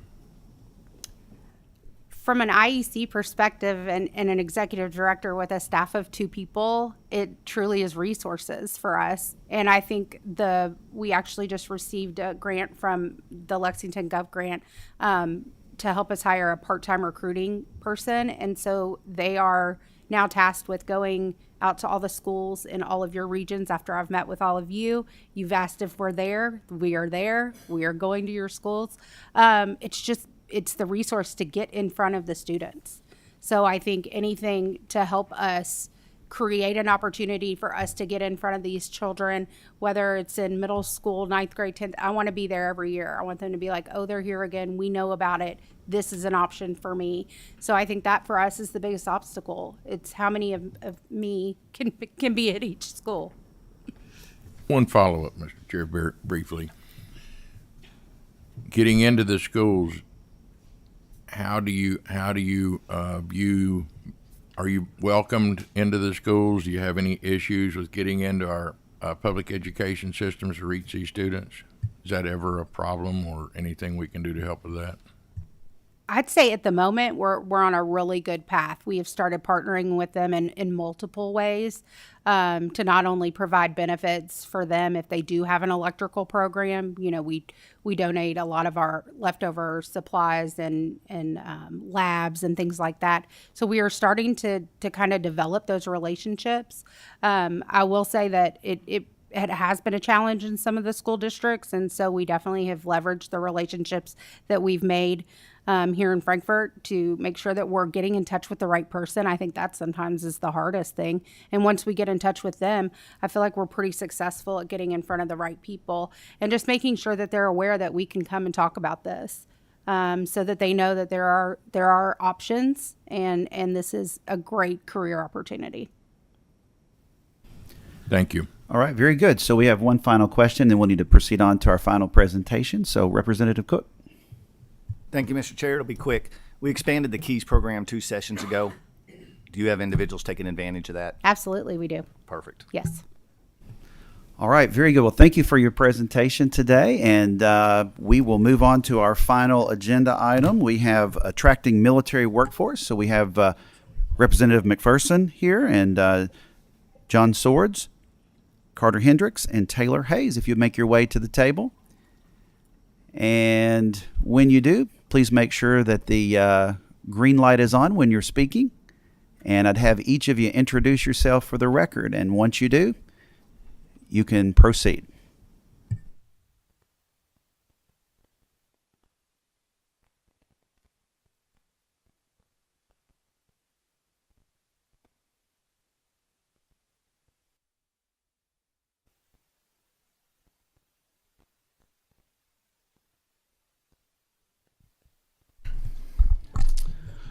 Sean McPherson, 22nd District. Taylor Hayes from Christian County with the Christian County Chamber of Commerce. Good morning. My name is John Swords. I am the president and CEO of the South Central Workforce Development Board out of Bowling Green, Kentucky. And Carter Hendricks, executive director with the Southwestern Kentucky Economic Development Council. Thank you. You may proceed. Okay. Thank you, Al. So thank you, chairmans, and thank you, board.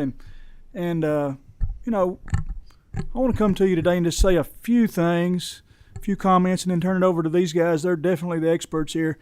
We're going to kick around a few numbers, like 12,100. That's the number of jobs we have just in the Brad area. We're going to talk about 31,100. That's the exemption we have currently for military people. This is, we're wanting to target people that are career people that have been in the military for a long time, and this exemption wouldn't necessarily apply to them.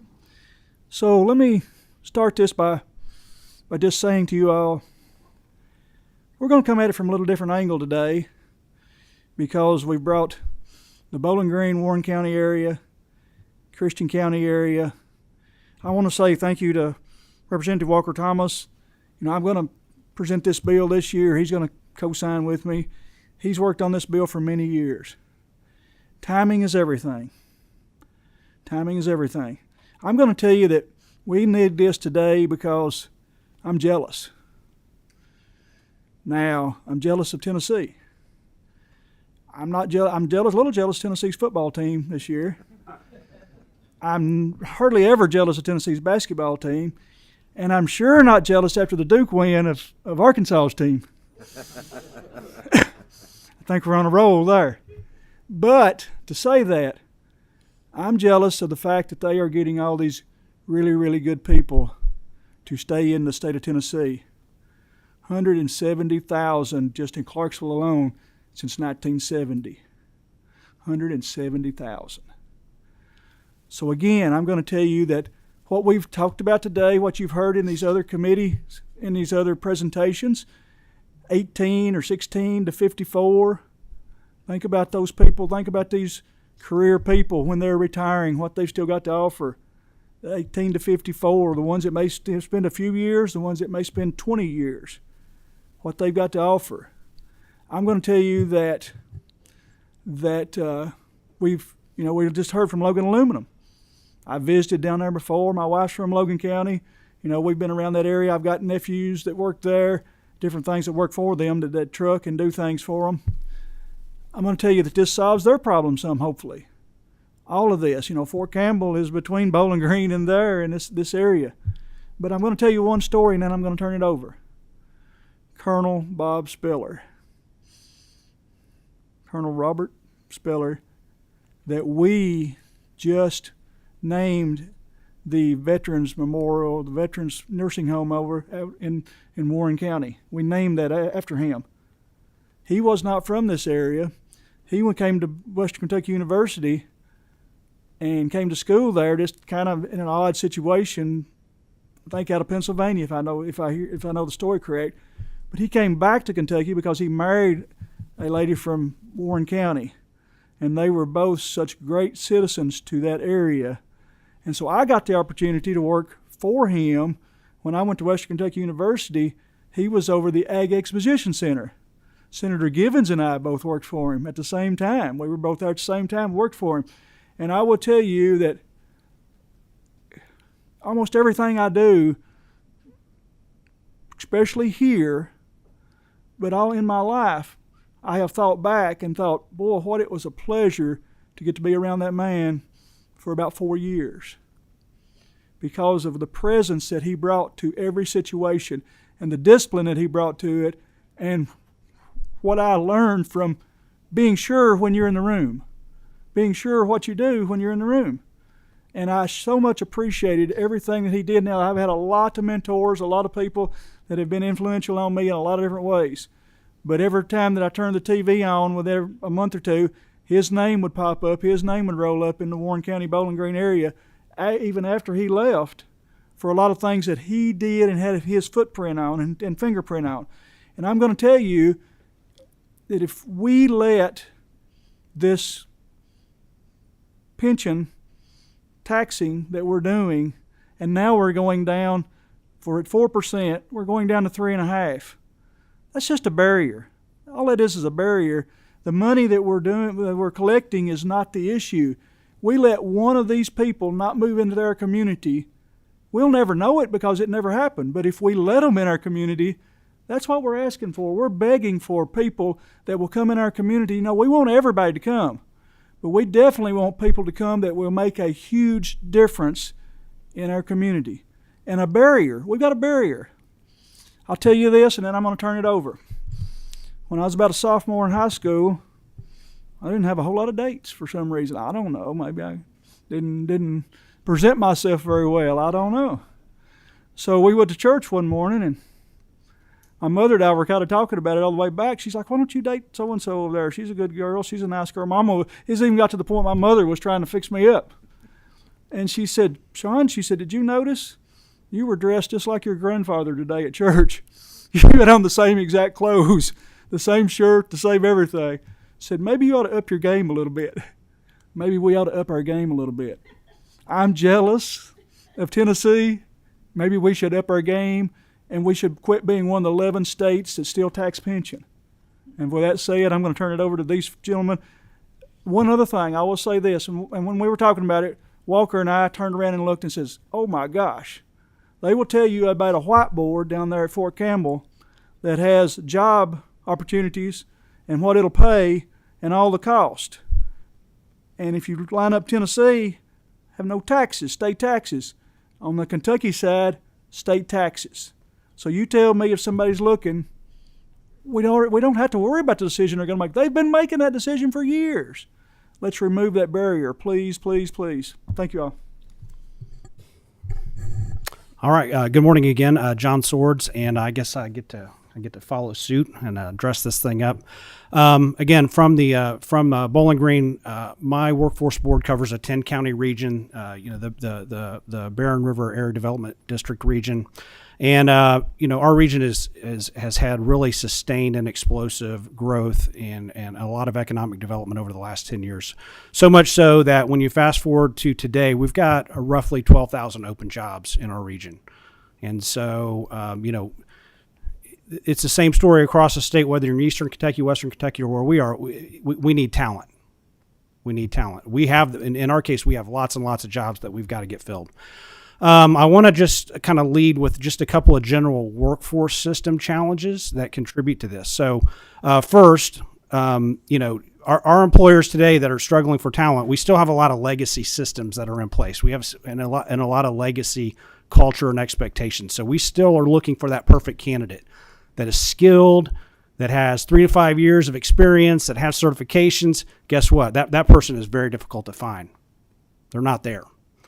We are still using applicant tracking systems. These are systems that when somebody applies online are that were brought in place to narrow down the candidate pool.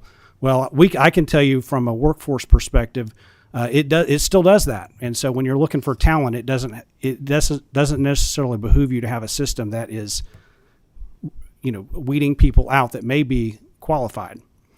That leads to my next point. A majority of our jobs today are online. You have to apply online. When you look at that 12,000 number, that number comes from scraping Indeed, Monster, Career Builder, and these are all the jobs that are posted online.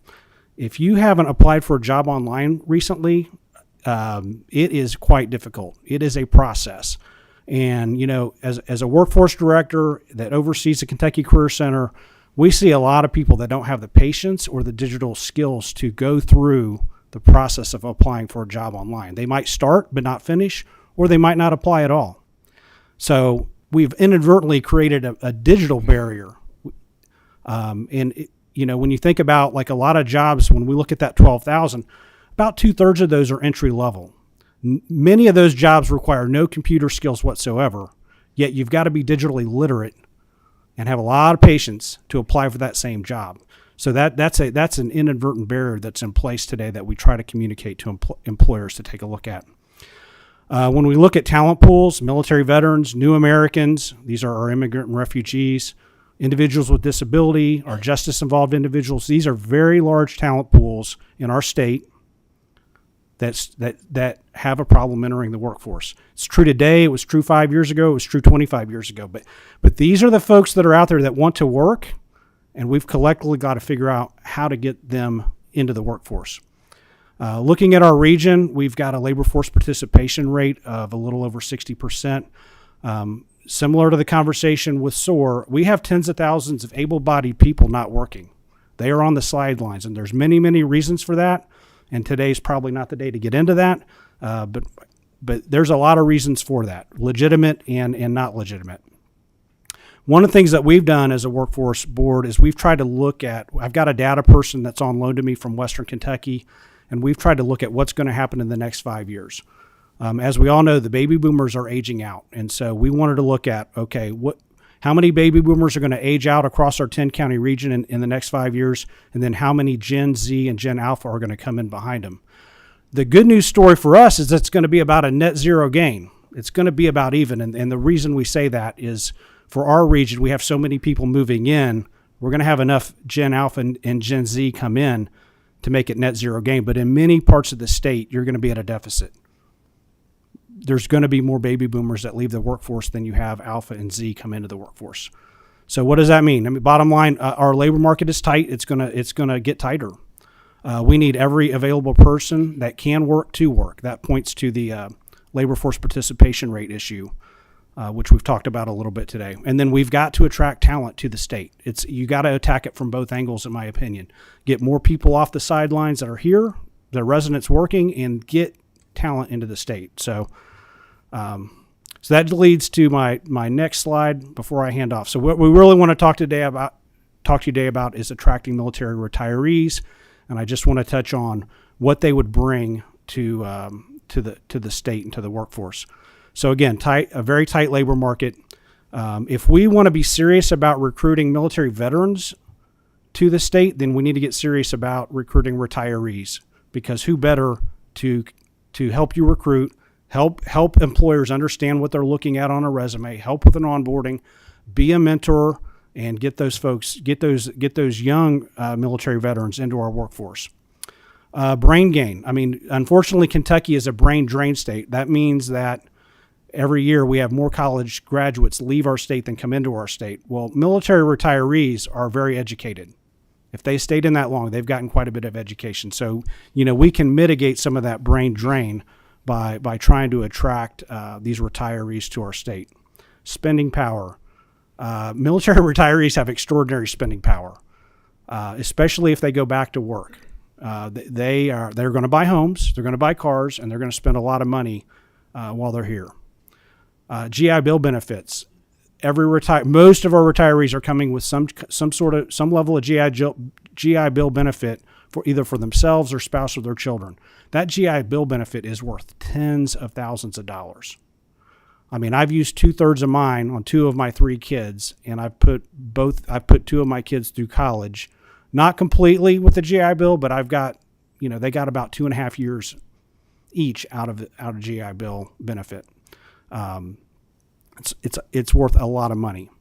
Professional networks, military retirees are going to have professional networks and folks that they know across all industries, all across the nation, and perhaps across the globe. And those networks can be leveraged. They can be leveraged, whether it's for economic development or other reasons. Those networks can be leveraged. And then the last one speaks to what Representative McPherson was talking about. When retirees are wired to serve, they have a service ethic, and that service ethic does not go away when they retire from the military. They're going to bring that to a community. And everybody in this room, from whichever corner of the state that you're from, knows a military veteran that is contributing to their community. It is what they are wired to do. They're going to give of themselves, their time, their money, their resources to support their communities. And so that is you can't put a dollar value on that necessarily, but that is we have to factor that into this decision-making process on whether or not to tax military pensions. So with that, I will pass the baton. Thank you, John. I know I've been before you all before talking about the value of our service members into the workforce. We're here today really to talk about what do we do to sort of mitigate some of this brain drain of sorts. So these are some numbers that come from the Census Bureau and so forth. And as you can see here, I don't have a graph, but roughly 29,000, we have around 29,000 retirees in the state. We have overall around 230,000 veterans in the state. You can see the veterans receiving disability. That's monies, federal monies coming into the state. But here's the alarming factor and why we need to be looking at what are we going to do to stop this drain of sorts. Between 2012 and 2022 was the last number I really saw. You can see we've had a 26% decrease in the number of veterans in the state. And you can correlate that really with the retirees as well. 40% of that population is the Vietnam era veteran age veteran. You can see that's an older individual. That's somebody that's been in the workforce since they've been out, but they're retiring out completely out of the workforce. What are we doing to bring those individuals back into the workforce and being attractive? It's roughly about $2 billion worth of federal dollars coming into the state through these programs and to this population. So John mentioned the GI Bill. If you look at this number, nearly 9,500, there's education beneficiaries generating about $120 million that come into our state, into our college and university systems. This demographic is definitely an economic generating force that's going to help with the workforce. So I've used the word mitigating. And Representative McPherson talked about being jealous and so forth of Tennessee and some other areas that we're not being attractive. John mentioned some of the value statements. So here's a real-life example. I've got permission to use this information. I'm not using his name, but it's an individual I've met about a little over a year ago who's becoming a real dear friend. He retired out of the Army after 32 years at the pay grade of an E9. It's pretty high up the food chain, so to speak. He's not originally from Kentucky, but his last service duty was at Fort Knox, and he elected to stay here in the state. Brought his wife, 2 kids. 2 kids went to state universities. One of them's going into the service. One of them has just gotten a job at Georgetown at Toyota. So just think about, that's pretty typical. I have a colleague in the audience who spent 21 years in the Army. He's from Michigan. His wife's a veteran. He's got 3 high school kids here, and there's a good chance he's going to remain in Kentucky for a long period of time. Just think about the value he's added and his family's added to the state. So what are we doing to really mitigate these hurdles for this population to be able to really look at Kentucky?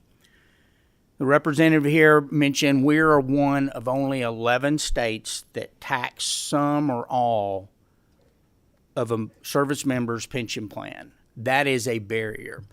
While the vast majority pay very little, if you sort of look at the numbers, we're looking at a fiscal note somewhere, if I recall this last year from Representative Thomas, somewhere in the neighborhood of $6 to $7 million would be the fiscal note if this went away. That averages out to about $234 per person. Not very much. Maybe we shouldn't allow that to get in the way. But that becomes a non-starter conversation with anyone. This next slide here, I was asked to present. Some of you all may have seen this. This is a Google Maps slide at the south end of Christian County, the north end of Montgomery County, Tennessee. And I don't know how well you can really see that, but we've talked about this growth. Just since the year 2020, Tennessee has outgrown us 10-1 over Kentucky, 200,000 to 20,000. In my last presentation with you all, we talked about 75 to 80% of the individuals that stay in the area that come out of Fort Campbell stay on the Tennessee side versus the Kentucky side. I just wanted to show what this all means, and I'm going to turn it over to Carter Hendricks here to sort of bring it in on what this real ask is all about. It's not a huge amount. It's an investment. It's an investment in the workforce. My colleague back here that was in the Army for 21 years, he's 38 years old. You don't think that he's not going to be in the workforce for another 15, 20, 25 years that adds value? Probably buys a $200,000 to $300,000 house, paying property taxes. Think about the sales taxes and what he's generating in our local community and in the state. I'm going to turn it over to Carter. Thank you, Chuck. Turn the mic on. There we go. Now you can hear me better. Sorry about that. Carter Hendricks, Executive Director with the Southwestern Kentucky Economic Development Council. And let me share a little personal story with you as well before I jump into my bullet points. I'm a military brat. I'd like to say dependent, but my mom still calls me a military brat. Raised by a Command Sergeant Major, born 1973 at Fort Campbell, Kentucky. So when we talk about military retirees and the impact they make on a community and a state, I had the pleasure of seeing firsthand the impact that my father, the military retiree, made in my life and my community. And I can certainly attest from my experience that we will always benefit as a Commonwealth as we attract more military retirees, not just because of their purchasing power, that's important, but the people power that they represent. So we've heard about this military retiree tax as it's an issue, and we know that it is a military-friendly measure. And I believe many of us, if not all of us, have a goal that we'd love to see Kentucky be known as the most military-friendly state in the nation. But we're seeing a declining retiree population amongst military. So it's certainly hard to boast that claim if the military retiree population is actually declining. We've also noted, and you've heard from others this morning, that the Commonwealth has a larger population growth problem overall. And that's failing to produce the workforce necessary for areas like South Central Kentucky and Appalachian, Southwestern Kentucky, and others. And although we certainly agree that there needs to be a balance of empowering the current workforce that's not currently in the market and making sure more of them move back into the market, we recognize that bringing in military retirees is also a significant component to improving population and workforce. We agree with many of you, if not all of you, that one of the primary barriers to population growth has been our state income tax. And I know Mr. Shannon Lane, who's the Military Affairs Director, and myself, a former Military Affairs Director with the Chamber of Commerce, can tell you firsthand from our experience directly with soldiers and their families, retirees and veterans, that the income tax issue is central in their decision-making process. It is first and foremost, whether we like it and can explain it away and talk about cheaper property taxes, lower sales tax, lower property, income tax. Both the military retiree income tax and just the broader income tax that we have for all citizens is front and center. And we see that very directly in South Central Kentucky and Southwestern Kentucky as we share that Tennessee border. We've seen the explosive growth. It's right in front of us. And you saw the numbers, but to give you another comparison, in Hopkinsville to Clarksville, Clarksville has grown by the city of Hopkinsville, so 30,000 people, every decade for 5 decades. Hopkinsville is the Commonwealth's roughly 12th largest city in the entire state of Kentucky. So our neighbor just across the border has grown every decade the size of the 12th largest city of Kentucky for 5 consecutive decades. And the primary reason has been the lack of state income tax. We know you know that, and we commend you for taking the necessary steps to initially eliminate active duty military income tax back in 2009-2010, and to set us on this path for no income tax for every resident of the state of Kentucky. I know I speak on behalf of my colleagues here to say we fully support that direction to getting to no state income tax on every one of us. But in the meantime, we certainly implore this direction of exempting the military retiree income tax because we see it as a logical step to help you accomplish the stated goal. It's another step in getting all of us off of this income tax and really unlocking the full potential of the Commonwealth's prosperity by attracting more and more people into our state. So quite simply, we would suggest setting a 10-year goal as the Commonwealth of Kentucky of attracting military retirees. There are 200,000 annual military retirees across the nation. Why not set a goal to recruit 5 to 10% of those every year for the next 10 years? That's roughly 10 to 20,000 new retirees that we could attract and recruit into our state with setting modest goals of 5 to 10% of that 200,000. It's possible if we'll continue to focus on removing the barriers that keep it from happening. And the number one barrier from our perspective is our state income tax, and specifically here, as it applies to military retirees. So with that in mind, we ask you to consider that type of a goal. We continue to support your efforts to reform the tax policy and to reform workforce efforts so that we can truly unlock the potential of a military retiree workforce and grow the Commonwealth the way the Commonwealth deserves to grow. And Representative McPherson, and kick Tennessee's tail in the process. Wow, very good. Thank you so much for the presentation today. I know we do have a couple of members that may have to cut out a little bit early. We've gone over just a little bit, but we do have one question from Representative Pollock, so I'm going to have you turn it over to you. Gentlemen, you're preaching to the choir. I am very passionate of your presentation today. I grew up in Meade County, right beside Fort Knox. You talk about people, impact. As a high school referee, I hung my whistle up. Now I'm refereeing here in Frankfort. But I worked with the gentleman you're talking about in high school basketball officials, church members, civic organization volunteers. These are the people we're talking about. These are also people that, being in the military, have moved across our country, whatever they are told to do to serve and to love our country.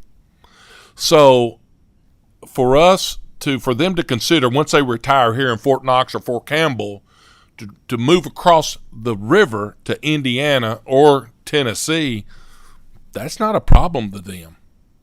The other part I don't think has been mentioned today is if we pass this, and by the way, Representative, we've got a lot in common. We were both ugly when we were young. We got jealousy in our hearts. I've overcome mine. Oh, fair enough.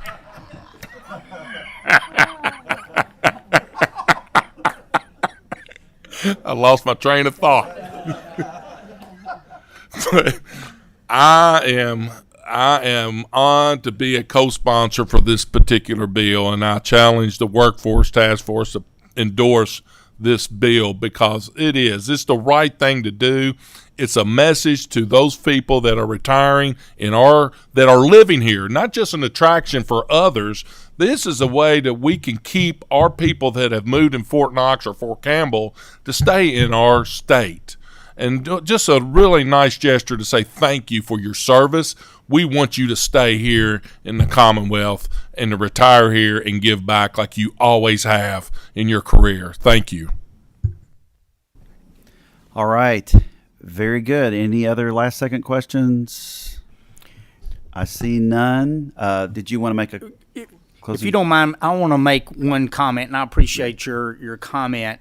We'd like to approach this. We know it's the right thing to do, but I also would like to approach this. We're up here about this workforce too. I mean, you all are a workforce task force, and I'd just like to frame this in the realm that this is an investment. This is an investment in the state of Kentucky of this kind of change, and that's the way that we really are approaching this. Everything you all are doing relating to the income tax is actually an investment. We've seen the economic impact for the decisions you all have been making over the last 5 to 6 years. This is just one of those, another incremental little change in that policy that's an investment. Thank you. I was going to say basically the same thing, Representative Pollock. It was just too big a softball. I'm sorry I couldn't. It just popped up there. Truth hurts sometimes. Again, I'm asking you all as my colleagues, and I hope I can maybe get a letter together and we can send it to leadership in such a way that, rate of return, a physical note that when we get down to 3.5% is even going to look smaller. We're shooting ourselves in our foot for a principle now.